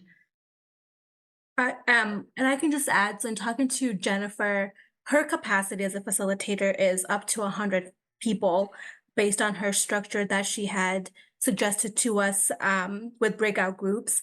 I think in our internal dialogue, we're probably expecting less than 50, just knowing the community that were involved during their sort of their initial HRC conversations, and really targeting the folks who had spoken up and engaged during those conversations, and doing specific targeted outreach to ensure that the people who were involved and who we've heard from over the last couple of months are definitely the ones that we're inviting amongst other stakeholders who are currently sort of experiencing either emotions or lived experiences with what's happening with the conflict. So ideally we'd like to see at least 50 people, but Jennifer does have the capacity for at least 100. Mr. Petto? So that's very helpful. I mean, I think understanding that gives us a better context of how this will apply in the community. Thank you. And my only other recommendation or suggestion is that maybe there is a sign up opportunity online, sign up so that we can measure and maybe that was assumed, but I do feel like there could definitely be 100 people quickly. That's my personal opinion, just based on the volume of emails we got on this topic and the number of folks that went to different events that were held related to this topic. It was a lot of community interest in Lexington. So I think it'll be successful though, either way. That's my hope. Ms. Hay. Thank you. And I would hope that, one of the sources for, if this is going to be by invitation for the initial round, would be everyone who wrote to this board on this topic, that we have those emails, therefore we have those email addresses, and I would want to make sure that we reached out directly to all of those people. Thank you. Okay. Colleagues, if there's no more comments or questions from us, I think Ms. Bickelman and Ms. Shaw, if you've got everything you were looking for from this, and Ms. Axtell, Okay. So good luck with the rest of the planning. We look Thank forward you. to hearing the date and the location and all that. Thank you so much. Okay, colleagues, this is our seventh and final item on the agenda this evening is an item that we did not get to talk about at length this morning. So it's brought forward this evening. This is to discuss the town manager search screening committee appointment process and criteria.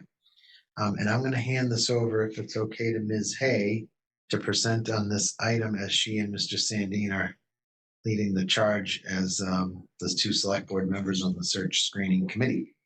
Thank you. So we are looking at this point to fill 6 slots. We've designated 1 as a business representative and 5 sort of at-large representatives, which we have said we wanted to represent the diversity of lived experience, relevant expertise, and community involvement. We got almost 36 applications from across the community, which is a wonderful sign.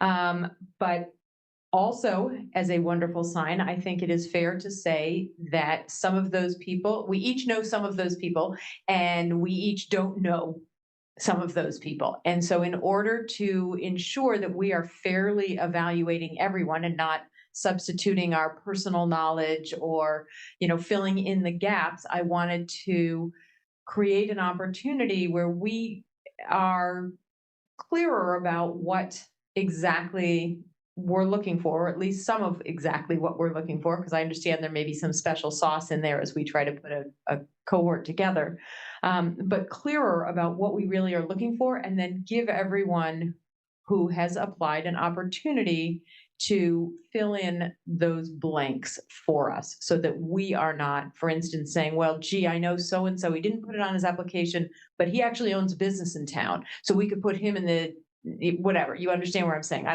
don't like playing that. And I don't think that's the right way for us to approach this. I want to make sure that everybody has a level playing field. So my proposal is that we, talk through a little bit. And I know this is one of the questions we asked this morning as we discussed with the consultants, what they thought we should consider. And we all, I assume, have some thoughts as well. But what are the things that we really want to make sure are represented? And then send, if there's agreement from the board, I would like to have the board vote to send follow-up questions to all of the applicants that ask them and give them an opportunity to answer how they feel they meet those criteria we've described, and to tell us anything else. Because as we go through also, I noticed that some of the applicants, and it may be that people who have been more broadly involved in town sort of know how to answer the questions on the applications and gave us more information. Some people just said, I really want to contribute, which is fantastic, but they maybe didn't know that we need more information in order to be able to evaluate. So again, going back to the level playing field, I'm trying to make sure everybody can give us the same information. So that would be my suggestion, is to ask those 2 questions. And then once we get that information back, and by the way, it sort of parallels what we plan to do as the screening committee itself with the applicants, right? We're going to ask for them to answer specific questions. We'll probably have a written response cycle. So it's good training. Mr. Sandine and I discussed this a little bit on Friday, and it was his suggestion, which I think is excellent, that we limit the word count for the answers, because I don't think that any of us need, to read War and Peace. But I think it is fair to say that, we've got some information, but if you can give us, and my suggestion was 250 words for each question, which, is very doable for us to read through.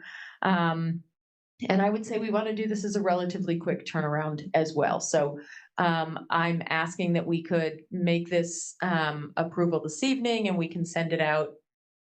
I'd love to send it out tomorrow if we could finalize and tweak it appropriately. And then, maybe I was originally going to say Friday, but to be fair, I'd give people the weekend and ask for them to be back by Monday. And then we could figure out our next steps, which we can also talk about. And just for everybody's ease, I did compile both what I was sort of thinking about on criteria as well as all of the suggestions that were made this morning. And the list I had is, an experience and understanding of the role of the town manager, in particular the role of the town manager versus the role of a select board member, which could include somebody who is former municipal staff. That would be one way. There are obviously many other ways, but that was one way, of satisfying that. It could also be someone who has served on in a position in Lexington that works directly with the town manager one way or another. Demographic diversity, including age, gender, race, religion, national origin, sexual identity, community involvement, and a diversity of that. So that, again, could be people who have filled roles that are partners with us, whether that is the public schools, Minuteman, the former officials, former SMT members. I think one of the phrases we heard today was the big players, groups that are very active in town and therefore may have worked closely with both the board and with the town manager on different permits and different activities. Someone with hiring experience, HR backgrounds, and this may be a final question I came up with at the end, which was the asking about availability or unavailability over the course of the summer. Because that will, if somebody says they already have a 3-week trip to Greece, which I wish I had. But anyway, then, that might be a problem. And then just as a review, last time we had 2 select board members, a former senior management team, a former select board member, someone from the Diversity Advisory Task Force, a planning board member, an EDAC member, a school committee member, a business representative, and then our 2 at-large seats, one of which was filled by a member from IAL and one from Cal. And then just as updates, we do have, the planning board has voted Mr. Creech to be the planning board representative again. He was in 2018 as well. And the Appropriation Committee has identified Eric Michelson. CEC is actually going to have to split based on their timing, and it'll be Charles Lamb and Lisa Rhodes in conjunction, not at the same time, but if they have to fill in for each other, which I know it isn't ideal to not be able to have the consistency. But I will say that is a lot of men. So I want to just put that out there, as we think also that we want overall diversity. We do need to recognize that if you're sitting in that seat looking at the screening committee, we talk about what we're going to look like as we're talking to what we want. So that was what I had as the teeing up, and now I invite response, rebuttal, and conversation. No need for rebuttal. So I think a lot of those align with what I have. A couple of comments I'd want to make is the mirroring our community, I think, is an orthogonal element here. I'm not looking to fill roles to mirror, but rather looking at when selecting people who might fit a particular bucket that we balance along that way. I had a couple of more detailed things. Like I think we could probably do with certainly one person who's dealt with personnel management, but it wouldn't be bad for us to have more than one in there that are familiar with union contracts, leadership styles, and can speak to and recognize. I would be helpful for someone who is familiar with the Massachusetts legislative process and municipal management a little more broadly. It's also really important that we have somebody on here who understands financial planning and municipal finances. I know we have the liaisons from our finance committees, but I think it would be good if we also had an active member. Your comment about the fact that CEC needed to split is a concern. However, they are liaisons, but I would still hope that when it comes time for interviewing, that it's going to be either one or both of them are there the whole time, and it's not tag team for that portion of the discussion. And I think it's also important, we talked about community engagement and civic participation from a variety of different dimensions. And it's also sort of outreach sensitivity to how you connect with community, not just the experience of being engaged as a community member, but people who are sensitive to how that kind of community engagement coming from a town manager is received by the community. So I understand. So I understand how to sort of vet for that in interviewing town managers. It's a little harder, I think, for us to ask that potentially in the community screen, in the screening of applicants. Do you have a suggestion for how we would get at that? That's a challenge, yes. I think it's an important element. I'm not sure how to vet for it. I mean, I suppose we could ask for leadership in community organization, because presumably the leadership is who is dealing with the town on various issues. But I can't think about how to get more granular than that. You want to hear from the other side of the table too. Ms. Barry, Mr. Sandine, any additional topics or questions that you feel might be pertinent? So I think what I've heard so far is good, but I'd like to hear the list again. Any known quantities that you want to add, Mr. Sandine? So I just wanted to, I'm not sure I want to add, but emphasize, because I think we're already have, we have six slots to fill. I think we already have like 10 sort of categories that we're talking about here at the table. So, but these are, I just want to be clear from my own knowledge. These are the questions we are going to be asking the folks that have applied. This almost 36 people applied, so that we can vet the group ourselves, right?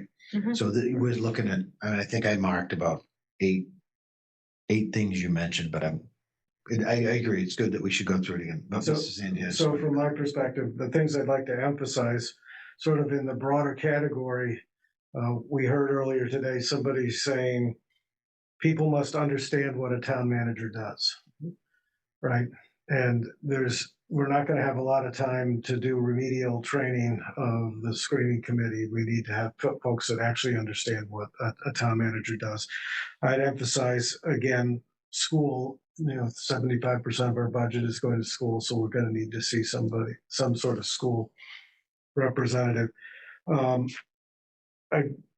We need to figure out how we represent the demographics of Lexington. And again, I haven't heard the board here say anything about age, but we definitely have an age consideration that we need to be thinking about here. And just before Ms. Berry, the only comment I'd make when I was suggesting limits in the number of words in response, I was thinking about 250 words for the answers to both questions combined, not 500 words total. So I would like to keep it shorter than 500 words. Apologies, can you clear up the two questions? I'm not sure, because I'm not hearing two questions from your comments or any of the comments. So what I had said was, so question one is, the select board is looking to ensure the screening committee includes the following experiences that I'll list separately. I'm just to do the question. So the select board is looking to ensure that the committee includes X. For the moment, please tell us how you meet one or more of these criteria. That's question one, right? And then question two is, please tell us any other unique qualities that you would bring to the screening committee. And my reason for that is that, as smart as the five of us may be, we may be missing something, and there may be somebody who says, well, you know what? I can do or have done or understand something, and we think, oh my God, why didn't we think of that? We have a smart community too, and I want to take advantage of that. So following up on Mr. Lucente's comment, I think we could make that one question and just say 250 words, tell us how you answer, how you relate to these categories and what unique things you bring to the party. And just make it one question, 250 words. Mr. Malloy.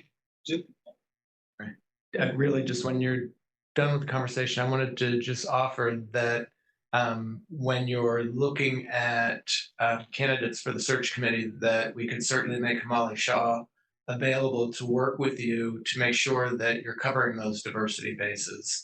So I'll tell you right now, feel free to reach out to her. I'll talk to her tomorrow morning and just let her know that you will be reaching out to her. Thank you. Thank you. And I will say I did, just because, I enjoy going down these rabbit holes. I did pull up our minutes from 2018 when we had this conversation. And what we agreed upon, the language was that representatives of the committee will be members of various boards and committees, some community at large who represent the diverse population of our community, but that we will try to avoid having groups overrepresented within that, as well as representing the demographics of the town. I think we're a little clearer this time, and Ms. Berry did ask me to reread my list. Do you still want me to do that? But before we go to the list, I think there's a couple things I think that did not get mentioned that I just want to put out there that was from similar to what Mr. Sandy was saying about the age came up today from our, we got some free advice today from the 3 consultants, how I looked at it. One thing I also wasn't sort of thinking about until they said it was the ethical consideration piece about maintaining confidentiality is very important. And, it's a difficult question to ask, but I was actually in my head going in a slightly different direction of, instead of asking a sort of laundry list of questions within one question, maybe we have shorter answers and ask more questions so we get to the point of what we want. Because if I ask someone, what do you know about XYZ? I have 10 things. They're gonna focus on one thing, and then we're not gonna really find out. Do they know what a town manager does? Or and I'm just fearful it's gonna leave us with additional questions even after they've answered the question, instead of us just directly saying, what do you understand? Excuse me. What do you understand about the role of the town manager and how it applies to selecting the right candidate? Period. 50 words or less. And then we have that answer for each candidate sort of drawn up. Maybe that's too much work for the screening applicants, but I'm trying to make less work for us when we get it back to distill who does and does not have the skills that we're looking for. Just throwing it out there. And do we want to include a list of stakeholder groups? I know Ms. Berry's always talking about as soon as we have a list, we're leaving somebody out, but I don't know how we sort of communicate that we have some stakeholders that we'd like to see represented here. Mr. Haddow. So I would caution against a list of stakeholder groups. If for no other reason, I think there are many other reasons, we only have 5 slots or 6 with the business slot. And there are many more stakeholder groups than that. So I would not want to list them. Right. I think we could say that, we want to ensure that the committee represents the diversity of the community. And I think, sort of as we did in the initial charge, where we say that, a diversity of lived experience, relevant expertise, and community involvement, we could reiterate that and say, please tell us, what your experience, expertise, and involvement are. And that would give us some people did that, right? Some people told us that. Some people attached a full resume, but not everybody did. So what I had, just to review, was, an experience and understanding of the role of the town manager, demographic diversity, including age, gender, race, religion, national origin, sexual identity, community involvement diversity, and then HR and hiring expertise, which could also include HR and labor relations expertise, municipal management or legislative experience. That was an add-on for Mr. Pato. I didn't have that originally. The ask about time commitment in any specific unavailable periods. And then I didn't read it out, but the stressing confidentiality at all points along the way. And then the question has come, do we want to actually appoint someone essentially? Do we want to call out, and maybe it makes sense, something about municipal finance experience? We also could talk about capital project experience. I don't know if we want to drill down that narrowly, but we could certainly ask the question if we're asking these questions. So Can I ask a question? Are these the questions for the people that are going to be on the search committee? Yeah. Or the people that we want to interview? No, these are the questions for the search committee to make No, sure. I get Yeah, that, but it's kinda I hear like- you. It sounds almost like now we're starting to tailor it to certain people that might be in this pile in a way. I mean, based on your experience, the two of you that served last time, do you think that any of that knowledge was needed at the time? We did have a lot of capital projects coming up. I will say the one difference I felt is that we had a lot larger. I'm on, yeah, I'll just talk closer to, we had a lot larger group. So we were able to sort of, Only two larger. This is 9, that was 11. I thought we had 13, including us. I just, Maybe two I'm wrong. select board, former SMT, former select board, Felt like a lot of. planning, EDAC, schools, business, IAL. Yeah, no, But I guess what I'm getting to, maybe I'm getting way too down in the weeds here, but when you're talking about municipal management experience or knowledge and mass general law knowledge and capital planning or capital project knowledge, how are they going to put that into actuality in an interview or in vetting a resume? I would assume that the search consultant would help with that. I agree. I guess what we're trying to do at this point is make a broad enough tent for people to identify some experience that they bring to the table to, and it is helpful to have, as we hone down on the questions that we're asking, for instance, to have somebody who understands how to word a question, how to understand a response. Is that, is that answer really meaningful, or is that I read the pamphlet last night? I don't think that those kinds of levels of knowledge actually make as much difference as actually just representing the breadth of the community, which is sort of more where I think we started. What I would say is you're going to have at least 3 people there that have that knowledge, the 2 select board members and the planning board member. And then you're going to have liaisons in the room that would most likely have that knowledge. I think what we need to be very careful about is that we're not getting at this and so drilling down into the weeds and micromanaging it that we're going to alienate these people. I mean, there's people on this list I have never heard or seen before, and I don't want them to get this questionnaire and be like, oh, wait a minute, no. I mean, I thought this board was committed to, we want to welcome everyone to boards and committees. And so I think there's a real fine line here. I appreciate that. It's I think very important, as we talked about this morning, but yeah. No, I appreciate it. I think what my thought about doing this at all was actually to be more welcoming, to give everybody more of an opportunity to find a fit. But I hear you. We could tip the seesaw the other way.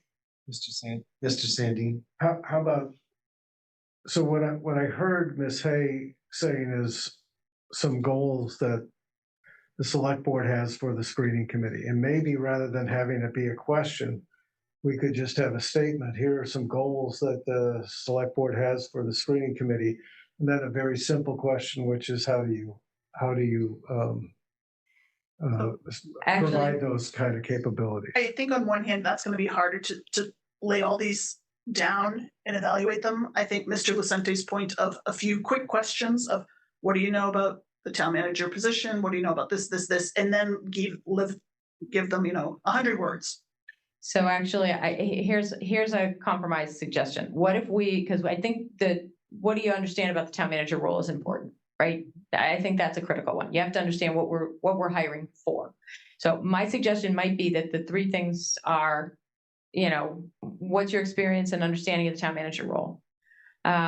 We want to create a committee that represents the diversity of lived experience, relevant expertise, community involvement, please explain how you fit those or what you bring to that diversity, or what your experience is. I don't know, something along those lines. And then the third piece might be, do you have any background in executive search or hiring?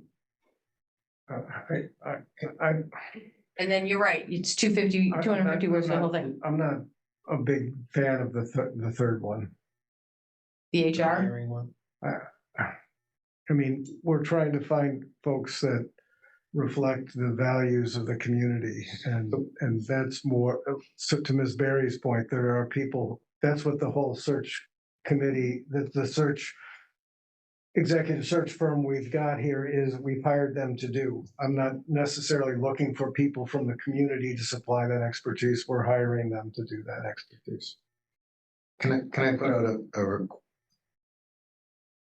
a potential question to ask to get it? I think what we really should be looking at for the diversity and inclusion awareness piece of this, because I think just asking someone if they're diverse doesn't really, I don't think that's important. It's kind of, we heard this today with one of the consultants. It's the actions, not the philosophies, right? So the action for this might be something like, I'm going to read the question I wrote. Can you describe how you have contributed to promoting diversity and inclusion within your professional or community activities? It gets right to the action of what they have or haven't done, right? Versus what is your, makeup from a, and it doesn't matter, because you could also be one particular makeup, and I don't really want to see diversity. I want to see, one type of person. But let me devil's advocate you. Yes. We get 10 people who are all white men over the age of 60 who are DEI professionals. Is that okay? Or do we want the demographic that represents our community, or is at least more representative of our community? So two answers to that. One is that we're not going to get 10, but I realized that was a hypothetical. I said it was devil's advocate. I think the second part of what you said is really important, because this is not only how well will the screening committee vet and look and make recommendations to us, but what presentation are we making to our candidates based on what is our community and how do we look for things. So I'm uncomfortable with one of the questions you had, which was, I may have misinterpreted what you said, but I'm not looking to hear from them how does a member fit in some sort of diversity profile. That's not, if we were hiring them, we wouldn't be able to ask that question. So I wouldn't want that there. I agree. But I do think that as we look at the pool and look at, skills of how these candidates or these applicants are members of our community, that we're looking at a final makeup that really does project the richness of our community. Right? And that may be difficult to do in a single pass, right? So is it a request of what community organizations with which you've been involved? And that helps us get to different people who are active in different groups and organizations. And that can be from the Lions Club to Cal, right? I mean, that's going to help somewhat. So I like Mr. Lucente's question, which is, what have you done, right? Yeah. Being a member of an organization, I guess, kind of qualifies as something you've done, but it's not, exactly. It doesn't mean you're really, one of the active members of that organization. So to move us forward, because I do think it's important to keep on our timeline. I also think it's important that we get questions out to the potential or the people that have applied sooner than later. This week would be wonderful, so we can keep things flowing. We could simplify it. We could send one question that says, as what we said in our charge, this is our goal for the committee. Right. Tell us what you bring that's uniquely qualifying you in expertise, background, or So I think it's more than Community questions, engagement. because I think you really need to ask what's your availability this summer. and what you're, no, I'm sorry, you're right. But my substantive question, so maybe it is, what's your involvement? I'm sorry. What's your understanding of the town manager role? And then Town government. town manager and town government. And then, this is our goal for the community, a diversity of lived experience, relevant expertise, community involvement. Please tell us what you uniquely bring to that mix. And what's your availability over the summer?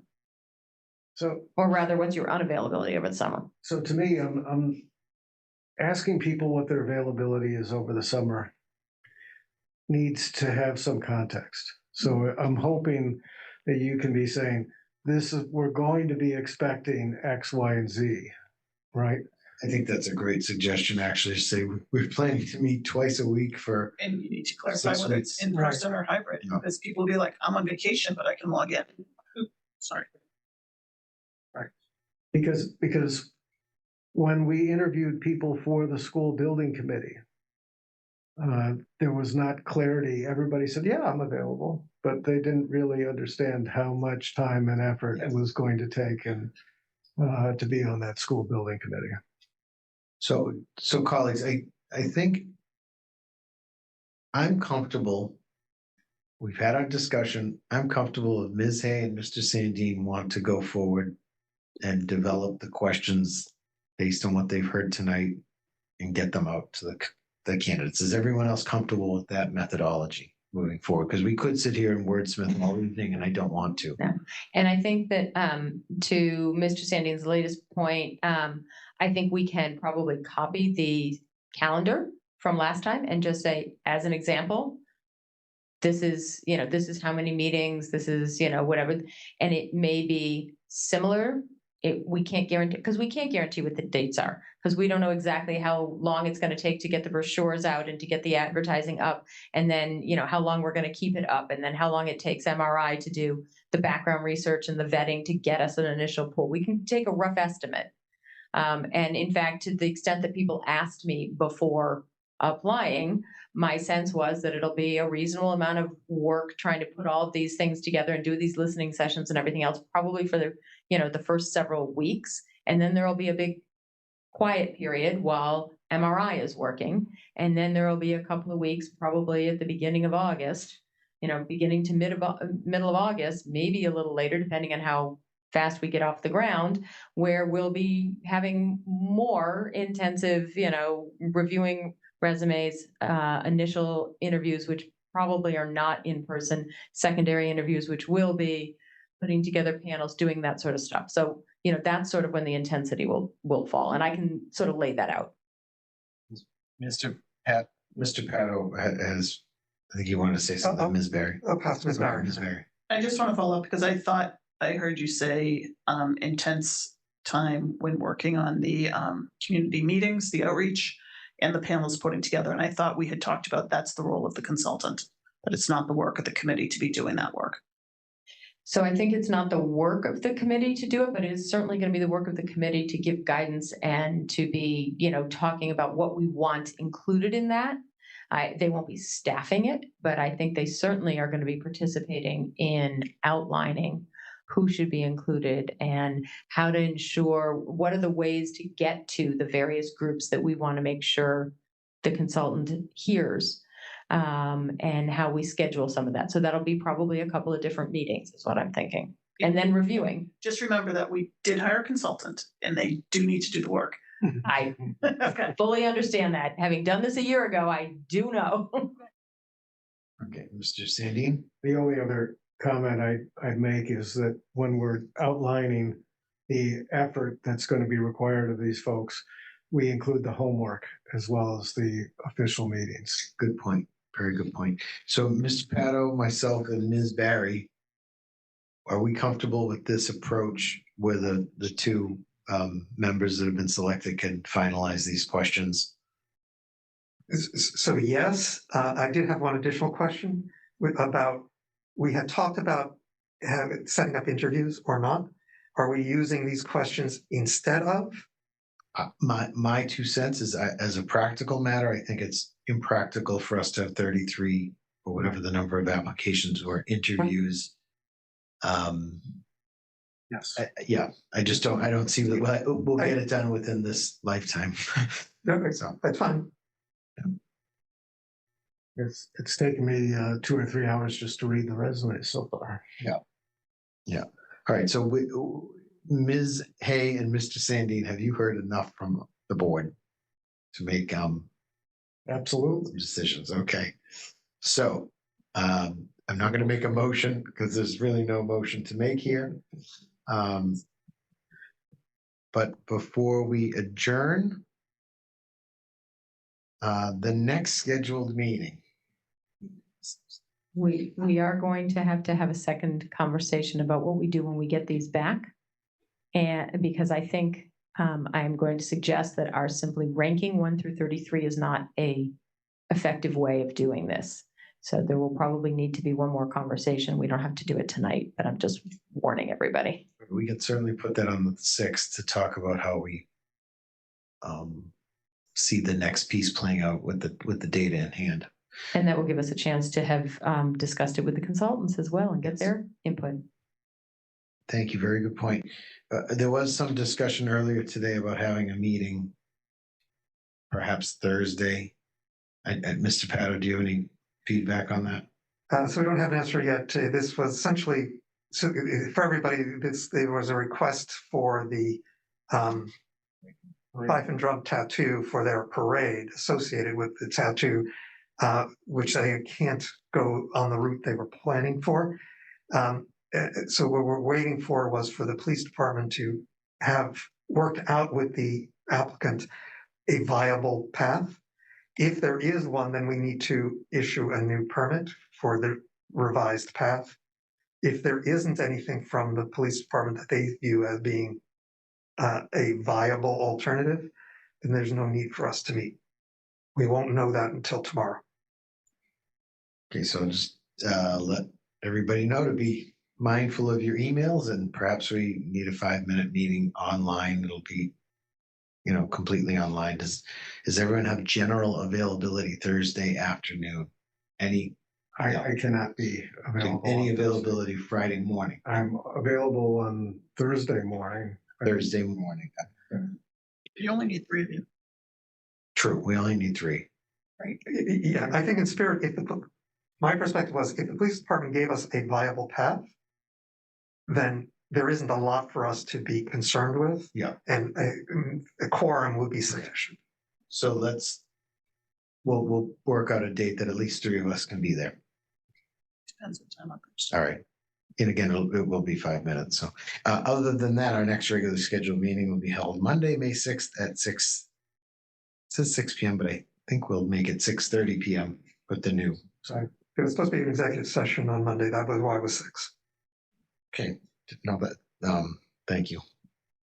And one thing that should have been I should have mentioned on the select board liaison, I sent, as chair of HATS, I sent a draft EIR letter that has been signed by the 4 select board members from the HATS committees. Just wanted to let you know that that's occurred. Thank you, Mr. Sandy. I'll send the final letter around to the board.